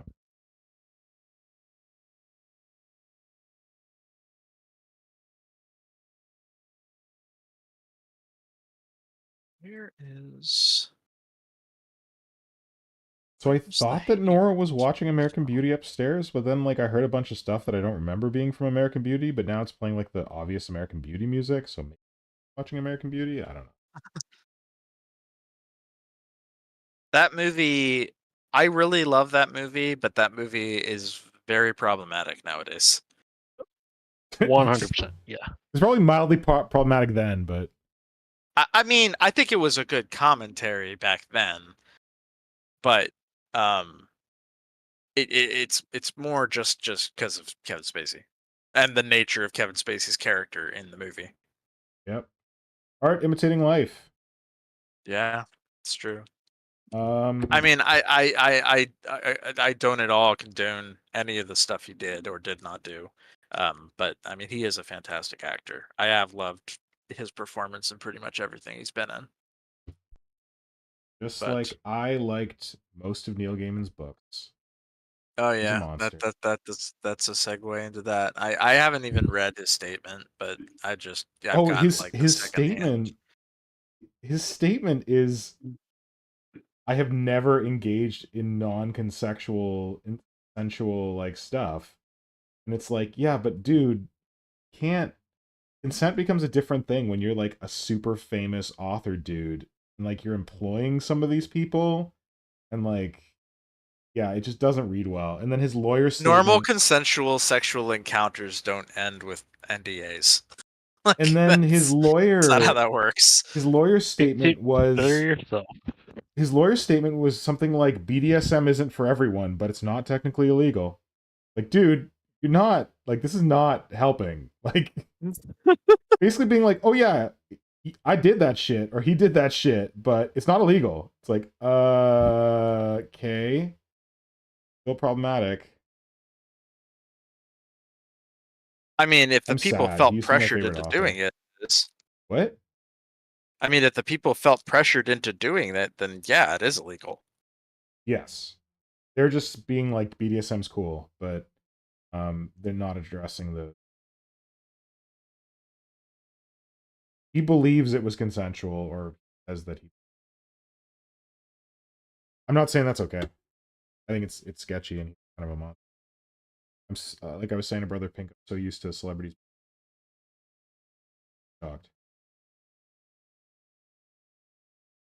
In my experience, and we should have learned from Joss Whedon that whenever somebody makes being a feminist a major part of their personality in public life and they're a celebrity, you can almost guarantee they're up to some bad shit. That's terrible. I don't like... Well, no, what about like Sean... Wait, did Sean Penn ever become an asshole? Yeah. Oh my god. Sean Penn's always been an asshole. Yeah. I mean, I don't know off the top of my head if Sean Penn's done like illegal stuff or like sexual harassment stuff, but I know he's just personality-wise, like, he's always come off as a bit of a dick. Wait, didn't he like beat his wife? Oh, I want to say he did. Oh no. Okay, I'm not slandering Sean Penn if you're watching, but I vaguely remember slandering Sean Penn if you're watching. Sean Penn, I tell you what, you're watching this, send me a message. You get some Warpspiders. It's not Sean Penn that's watching, it's his lawyer. Yeah, Sean Penn's lawyer, you can have some Warpspiders too. If you got some weird ass AI filter nonsense section. If you got some AI filter nonsense where anytime someone says the name Sean Penn, pulls up the video and you watch it, like, congratulations, you just got some Warpspiders. I'm reading on his Facebook, or not his Facebook. Sean Penn's Facebook? His Wikipedia. He does have an entire section on legal issues, but I'm just like... I don't think he has a section on legal issues. I think they have a section on legal issues. I don't know that Sean... you're not supposed to update your own Wikipedia, and I don't think Sean Penn's on it. On you are. It What? says most of these seem to be like he assaulted people, like he Beat 'em up? punched a photographer in the face. Oh, here's one. In June 1986, Penn was charged with misdemeanor battery for assaulting songwriter David Walensky in Helena's nightclub in Los Angeles. Shortly after, Walensky came out and said Penn accused him of trying to kiss Madonna. Penn accused him of trying to kiss Oh, okay. Madonna? So the other person tried to kiss Madonna. I think this is when he was like dating Madonna or something. I don't know. When Penn dated... Oh, we need to stop. This is a dark hole. I didn't even know I can't remember. I didn't remember he dated Madonna. Hmm. Who didn't? Did you say who didn't? Well. Yeah, me, I didn't. Oh, Kajan. Oh, he was actually out. married to Madonna. Oh. No, I feel left out. Why? Because you I didn't don't kiss think you missed Madonna? much. Yeah, because I didn't get to date her. Yeah, me neither, buddy. Sorry. It kind of sounds like that might have been like a bullet well dodged. I don't know. Man, where has the stream gone? Exactly where it tends to go. Yep. Sean Penn and This dating is Madonna. business as usual. I don't know what you're talking about. Good Lord. Oh, geez.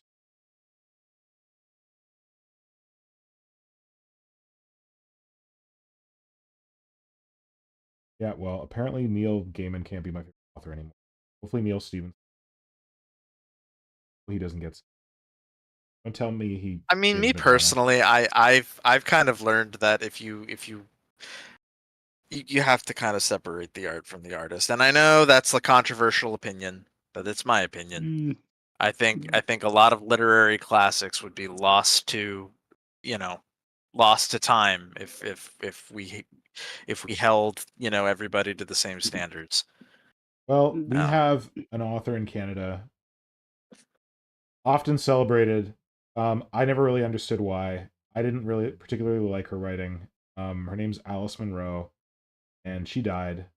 Her daughter came out, said that I can't remember if it's like her stepfather or something, Alice Munro's husband, like assaulted the daughter over like years.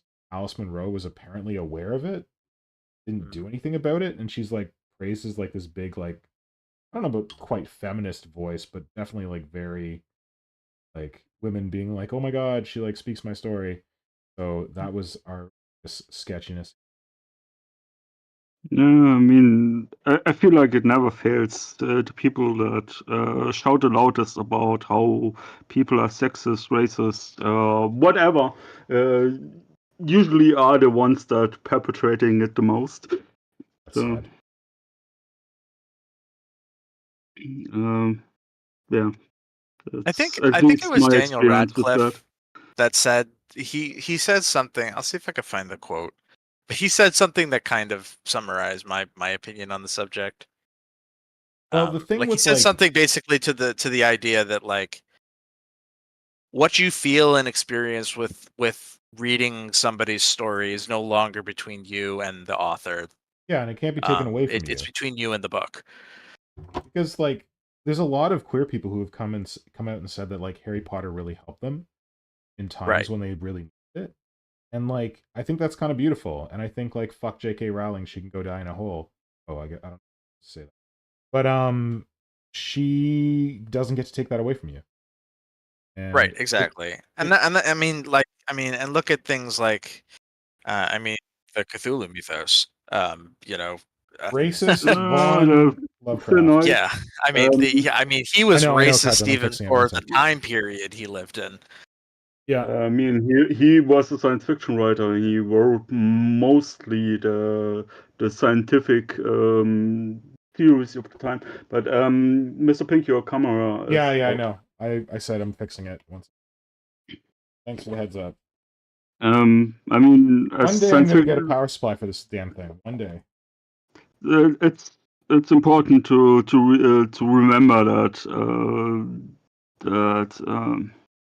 H.P. Lovecraft, in the time he was in, the prevailing notion in Western science, we have to say, was that black people are a different race and stuff like that. So they've been really hard at work at that time to establish that. But no, like No,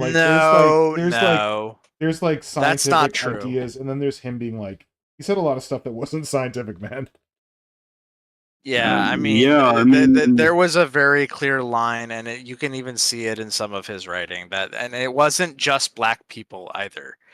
Like he hated the Jews. He hated, I mean, if he had been alive when the Nazi Party came to power, he definitely would have been pro-Nazi, 100%. yeah, but also that also was very common at that time. So Yeah, but I mean, I mean, yeah, I get what you're saying, and probably I'm devil's advocate again. I'm not trying to be, but I'm just saying that it was a prevailing notion at the time. So it's not like today where you have to basically go out of your way to be like that.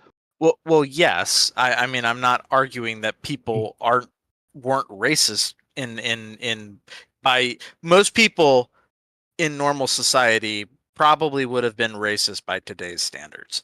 Yeah. But Lovecraft was racist by the standards of the time that he lived in. there you He go. was not he was not racist by today's standards. He was racist by his day standards. Which were far lower. All right, enough of that. I mean, just look at his cat's name. Okay, yeah. We knew that was coming. Thank you. All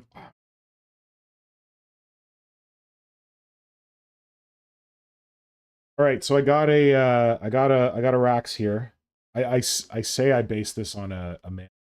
Really, it's just a man's legs and one of a mandrake's weapon, and then the upper torso from a Chiric acolyte. You can use whatever muscular torso you're looking at. Then I got some standard rack arm here that I've extended because they're way too stumpy. And I put the mandrake arm onto the big beefy Chiric arm, and then got a rack head in there. I think it looks pretty good. And best of all, I think it looks better than this little dumpy dude. Official model. Still need some green stuff work, and I got to figure out what to do for his back. But pretty well. I think that I like these bare feet and this kind of laid together skin cloak better than the setup of the. One of the key things here is the racks have a very kind of waspy thin waist. So I did that by keeping the mandrake, the bottom of the mandrake's waist, and then putting the Chiric big beefy. Working for me. I feel like this is I feel like this guy doesn't look like a precursor to a grotesque, a super muscular monster thing, but this guy looks possibly like he could be for me at least. And then of course, Snake. Big fan. So this is a Melusai bottom part, like snake tail. And again, the Chiric acolyte upper torso because it's for big muscular boys. I think this is a rack arm with the knife. Some Talos back spiny thing. Rack fire, I think. And then one of the, whereas this guy's got symmetrical back veins of coolness. This guy's got an asymmetrical back bony growth. Digging. A sculpt. I really like the split snake leg thing. Yeah, I gotta sell it. I gotta put some stitches in there. I think with just a little bit of green stuff work, I think it already sells the concept pretty well. Great. Thanks. Brother Pink said, or no, wait, was it Tom? What? God, no one's covering chat. Tom's like, can it just be a slith? No, that'd be boring. We got slith. I want to have a horrible, fleshy centipede man legs stitched together thing that's rack horrific. Oh, Will dropped off. Oh, Will, there you he back? goes. Sounds like he's back. Yeah, I just only pressed the wrong button. Okay. I want to turn that snake in the that vampire lady, the new vampire lady that Oh, recently yeah. came out. I want to turn her into a slith. I think that'd be cool. Turn the new Fulgrim into like a super slith. A super slith. Ultra slith. Oh, slith. Super slith. What? It's big lispy. Was that a word I'm looking for? Thumb. I mean, as long as we don't bring back Uber. Uber? Oh, like the Uber slith? Yeah, like Uber slith. Why, is that a bad thing in Germany?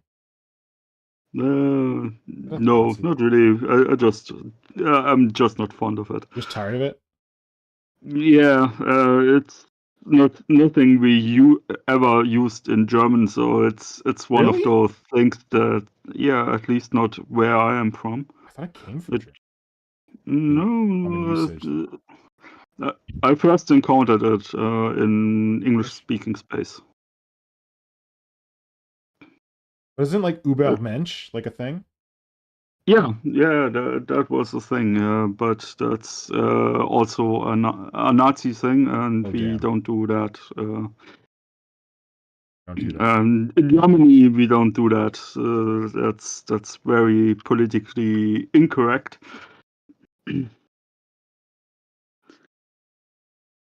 Especially that's one of the main reasons why it's not popular here. In my childhood, we used English stuff, like English words we picked up from MTV and stuff like that. So Okay. I still remember a conversation I had with my father, who was very upset that I was using the word cool. Oh yeah, like I've heard German people say cool like in German. It's cool. Yeah, that became common in my youth. Nice. I have a question. Hmm? What do German people call Superman? Like the character, like the DC character. We actually use the real word. It's Superman.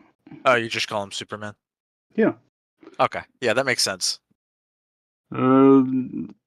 Also, we don't call Captain America Hauptmann America or something like that. That's just okay. cringe. So Captain America in German is Captain America. Oh. You're goddamn right. Say it right, Frenchie. I mean, the funniest thing was when I actually discovered that Marvel came out with a German version of Captain America, and I thought it was the most cringe thing I ever encountered. Yeah. Yeah, he's called Hauptmann Hauptmann Deutschland, I believe. Oh wait, And, he's a Captain Germany? Yeah. Oh. They've tried to do that with a lot of different countries, and the only one that's really worked is Captain Britain. Yeah. Oh yeah, I remember Captain Britain. Captain Britain's cool. Canada's best is what? North Star? Yeah, North Star. Yeah, North Star, yeah, he's not called Captain Canada, but he's basically Captain Canada. Okay, North Star's cool too. I forgot about North Star. Wait, isn't he called something Nova? Captain Nova or something? No, Nova's a different character. Different character. That's the Nova Corps. Listen, Captain Canada is Wolverine. Yes, I agree. Like, full stop. Like that's just how it is. This is some Sasquatch and Puck erasure that I just don't want to hear. Listen. Oh, Puck. What Alpha Force? What were they called? Alpha Flight. Yeah, Alpha, Alpha Flight. Flight. Flight. Oh my god. Yeah, no one in Canada gives a shit about Alpha Flight. But Oh, the it's Great not Lakes just Canada. Avengers. Huh? I said feel the like Great there Lakes are Avengers. I feel like Yeah. we might have had like one of those like Alpha Flight. You know, they give. I don't know if you guys got this in the States. I'm assuming you must have. It was like Spider-Man comic books that they like give you at your school for free. They're like kind of educational. Did you guys get this? We just get school No. shooters. Okay, no, different. That's They gave us true. like these Spider-Man comics that were like they gave it to us for free, and they were like kind of educational. I feel like there might have been one of those about like Alpha Flight in it. Probably. They had a lot of stuff with Spider-Man, and I'm just kind of mucking around with people.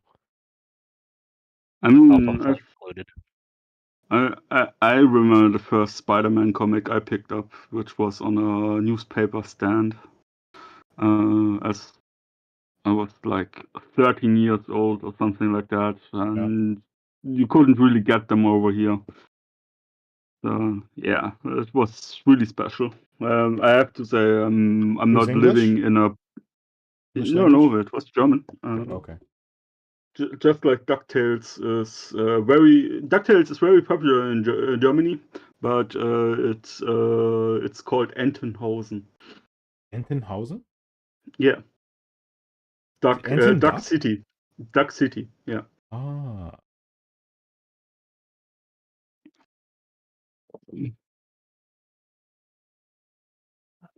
and Electro Dust Bunny. I believe Captain Canuck is probably not politically correct. Hold on, I gotta go through this chat because like do we know what Kajan's making? Did someone tell Dan Kajan is making Yeah, I did. malefactor? Not wearing pants reduces the cost. Good times. True. Miss Spaghetti Silly Goose. Well done. Second Dark Mechanicum Scratos. I need an arabesque equivalent so that I can bring it even if my opponent brings vehicles. I don't know what that means. Arabesque? Is that like a vehicle type? Arabesque is a pose Shooting in unit. ballet. No, it's I believe it's one of the Vehicles? no, the servitor, the combat servitors, I believe. I'm not quite sure. Okay. It's either that or it's one of their handguns. I believe. Clearly, we're very familiar with Imperial stuff. There's something like an arbalest. It might There's a be gun. that, but an arabesque is also a ballet pose. Yeah, I think there's an arbalest or Well, something that's that's an a gun. arabesque. This is an arabesque. Arabesque? Yeah. Oh, I thought we said arabesque. I read it as arabesque. Oh, okay. They have some gun that's called like an arbalesque or something. That's what we're talking Yeah, it's harkening back to one of the black powder guns, one of the early ones. Oh, interesting. Yeah. Anyway, I've stopped paying attention to the I was really big into Mechanicum until they came out with the new models. And then you're like, this isn't cool anymore. I'm out. Yeah. Exactly. Like, what? They released an album? That's exactly how it happened. They came out with this new steampunk. I mean, I love steampunk, but it so doesn't work for me. I like steampunk. I just don't like this steampunk. Yeah. This steampunk is shit, but normal steampunk, all good. Brother Pink asked Mr. Pink, do you still have the display base for the Dark Eldar? Shit, no, buddy. I tore the crap out of that. I broke it up because it was stored under the couch or something, and Nora was like, why is this being stored here? I'm like, I don't have a good answer for you. And I remove it. I busted it up, but I kept some of the sculpted detail that I did, like the big, like I sculpted a bunch of like spinal column stuff on it. So I kept some of those bits. Most of it was just like blank foam that I put some stuff on. So I got rid of a lot of that. I think I reused some of it in something. I can't remember what I did, but I basically like broke it up and reused a bunch of it And I sent some of the sculpted spinal column detail to Highfleet Moloch because he was talking about making like a Tyranid board. I'm like, maybe this will be useful for your Tyranid board. I have no idea if he got it. Yeah, that's what happened. But I kept the sigil, like the central sigil. That's like the sigil for my Homunculus Coven. That's got like the face. I think didn't you draw that, Brother Pink? I sculpted like spinal stuff. So I kept that bit. I still have that bit, but the rest of the board is used. I've learned that if I'm going to make display boards, they need to be easily stored box, or else I don't have space to have them out on display. Wow. Joshua Reyna says I can't make headway on my projects because they're multiple states away, sadly. But I'm going to work on some Trader Guard in a few weeks. That's cool. Glad you found some way to express your hobby. I'm sorry that your projects are multiple states away. That sounds too bad. Last cast with Hydra, he talked about multi-part models being exciting for kids to build because they can do anything. I realized Games Workshop is moving away from that aspect of... Yeah, definitely. Yeah. Most recent Tyranid Codex. Super disappointing. All that cool shit you liked? Yeah, it's gone.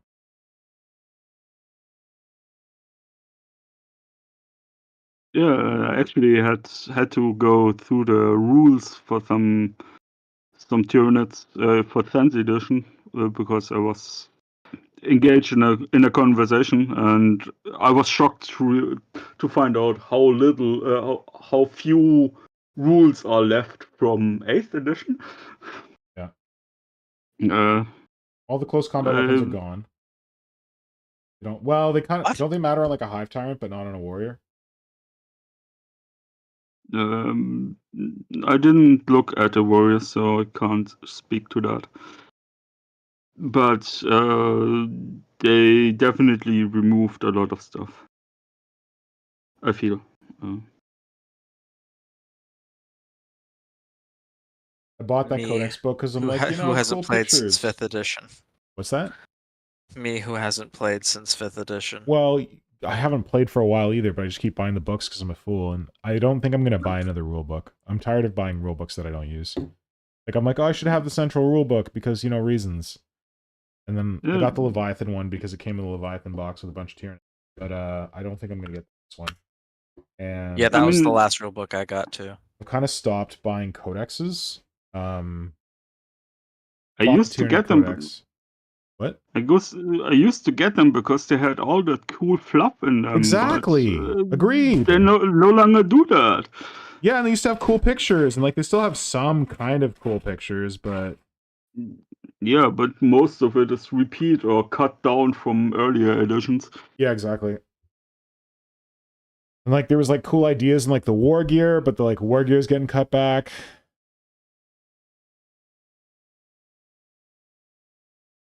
Joshua Reyna says, damn it, YouTube doesn't have a report for Slaneshi heresy in the report section. Too bad. Onward we go.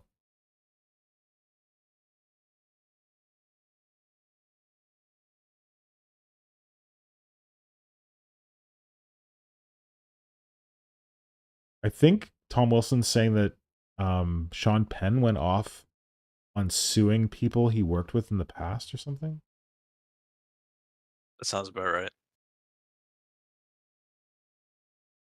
Sounds like a Sean Penn thing to do. I don't know what no Joshua slander, Reyna's Sean talking Penn, about. if you're watching. Have some Warpspiders.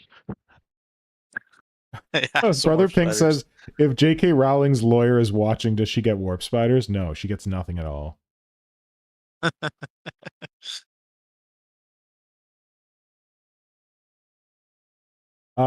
So Diana says, I think she's referring to the sentiment that the art lives on separate from the artist. And she says, I would say I agree with the sentiment, but at the same time, it can have an impact. I can't help that I feel grossed out half the time when I hear the mamas and the papas. I don't know anything about the mamas and the papas. What is assuming I missed some terrible crap. Group musical group from the 60s, I want to say, 70s. Well, I know that part, but I don't know about the horrible stuff. From what my whole point on it is like I could totally respect like situations like that. Like if you personally cannot separate the art from the artist, that is completely your prerogative, and I will not judge you for that.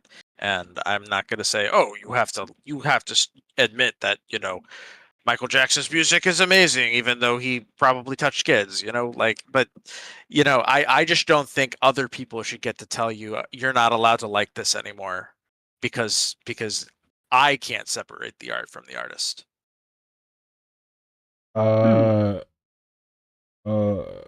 Okay. I don't know. AI is saying one thing, but I don't know if that's actually useful.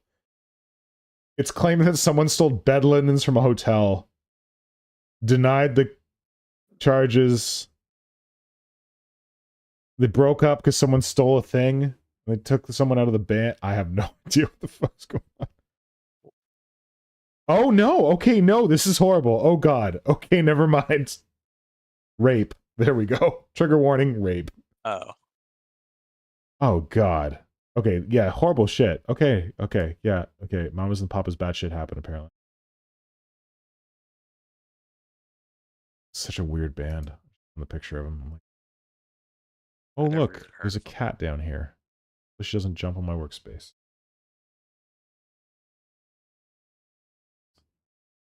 Alright, I did it. I converted something that isn't a Tyranid, and I made a Mandrake. I mean, a Mandrake into a rack, sort of. Still more work to do. This is a good start. And I got to go back to these. This guy was mostly already done. I just slapped him on a base. But I got to go back to this fun guy. I think I got to do some more fun stuff to him. So we got the mandrakes, but where are the womandrakes? Ho ho ho! And we've got the malefactors, but where are the benefactors? Ha! I've got some lady sea elf torsos that might work for womandrakes, woman racks.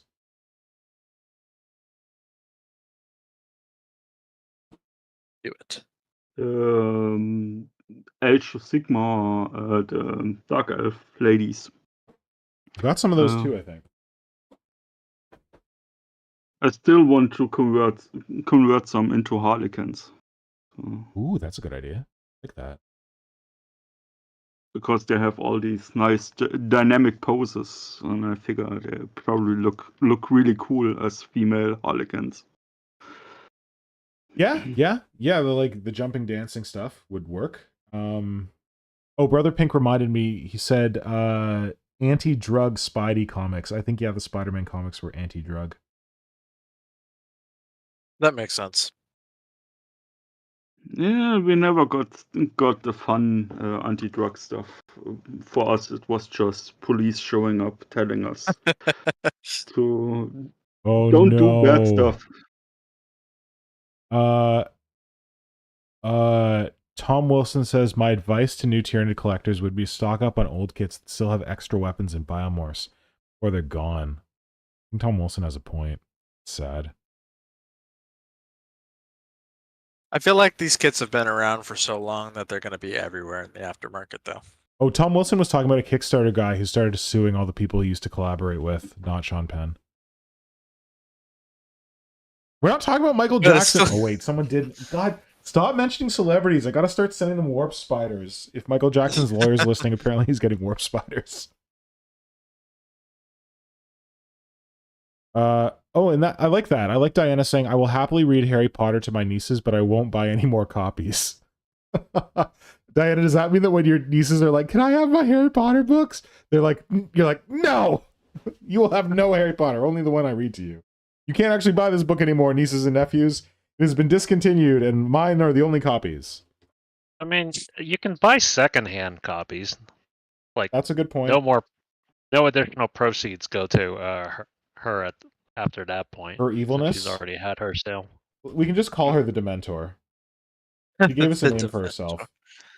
And my favorite bit of trivia about Michael Jackson is that apparently he beat up Tupac. Michael Jackson beat up Tupac? Yeah. Apparently we that's get great. Pac's lawyer involved. Stop involving people's lawyers. I haven't got any more money for Warpspiders. Yeah, the new ones aren't out yet, I believe. Diana, Anyway. Kitty's name was supposed to be Jonesy because we already have a Ripley and a Sasha. Wait. You got a cat? Yeah. Nora got a cat. When did this happen? I'm here. A couple of weeks Get you ago. on camera without you. We talked about that on stream two episodes Hold ago on. or something like that. I need to see the friend. Names are Newt.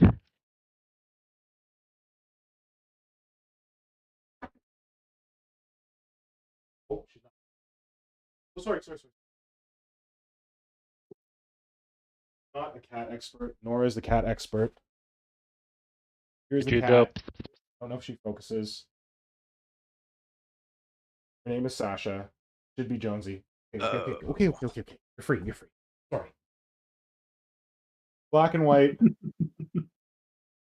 Tuxedo cat, which Nora's happy with. Well, I'm happy with. But yeah. Got a cat. I thought I said that. You did it. That's great. Yeah, she came from a You are shelter. now a cat dad. She was turned into the shelter on my birthday. Kind of cool. Oh. We didn't pick her up on my birthday. Got her like just before, like end of November. But she's a very good cat, and she likes and tolerates dogs. And by likes and tolerates, I mean lies in wait, and then Ripley walks by. Oh, wait, my mic's over there. Lies in wait, and then Ripley walks by, and then she runs out and like bats his back leg, and he's like, "What the fuck?" I don't think he knows what to do with her yet, but Classic. Well, he's as long been as he's not patient, trying to not eat her, angry. What? it's as long as he's not trying to eat her, it's probably okay. Yes, he's not trying to eat her, which is good. At first, he like would do this thing where he would like see her and he like didn't really understand what she was, so he would like run up to her really fast. She would either run off or she would bap him in the face, and then he was like, "Wait, what?" So now he's like, he doesn't know what to do. Like she'll go up to him and he'll just like sit there and like not do anything and look at me. I'm like, good boy, and he's like, really? Am I?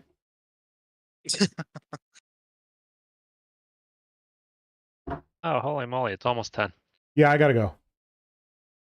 I can't drive to work anymore because of my stuff I told you guys earlier, so now I have to take the transit, and that means I gotta get up earlier than I thought. Anyway, thank you all for joining this evening. Glad we had a full house for this Return to Work in Progress Wednesday.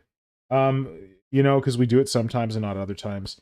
Can someone pick a part of Rick Priestley's North American mansion that we're coming to people, a cottage mansion that we're coming to people live from tonight?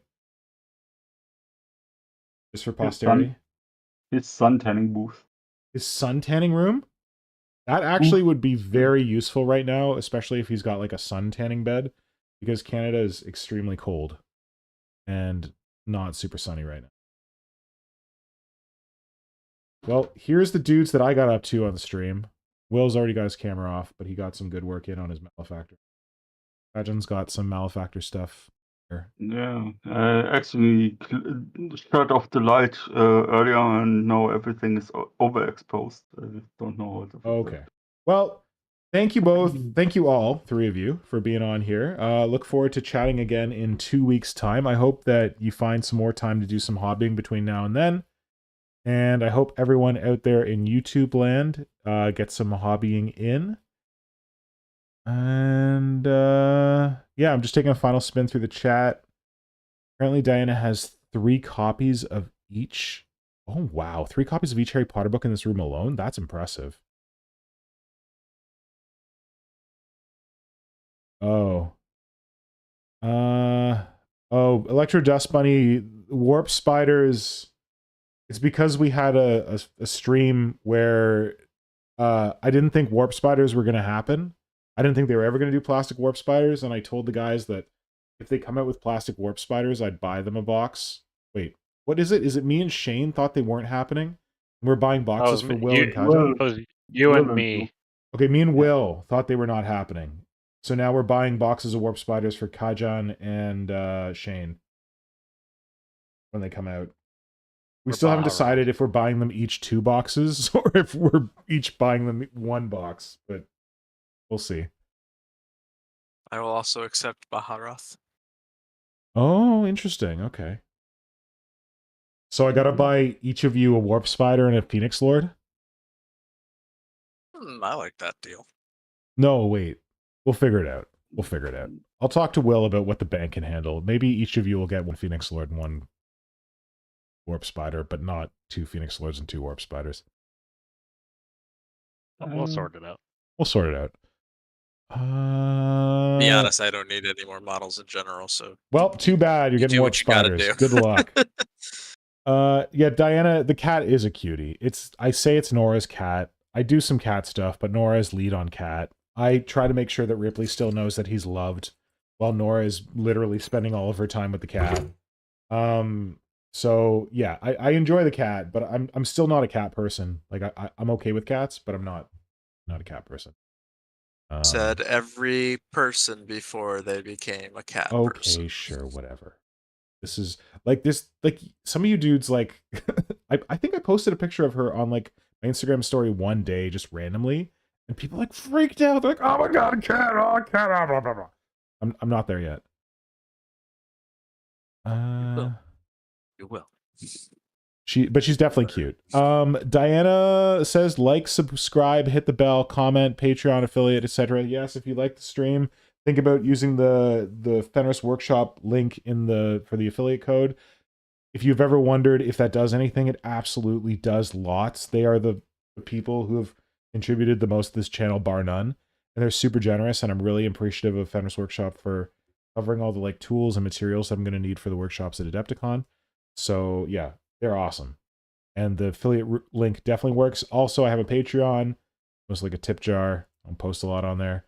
But if you appreciate the work, that's another way to contribute. And yeah, liking the stream, leaving a comment, making sure you're subscribed. I know all the lovely people in the chat are subscribed, so thank you very much. And yeah, good night, all. Thank you all for making it. Sado Newley, I saw you, buddy. You're here. You can go back and watch the recording and learn why Sean Penn's lawyer is getting a box of warp spiders. That's your homework. Yeah. All right. Will, thank you so much. Good night. All right. Kajan, thank you so much. Good night. Good night. And Shane, thank you, buddy. Have a good night.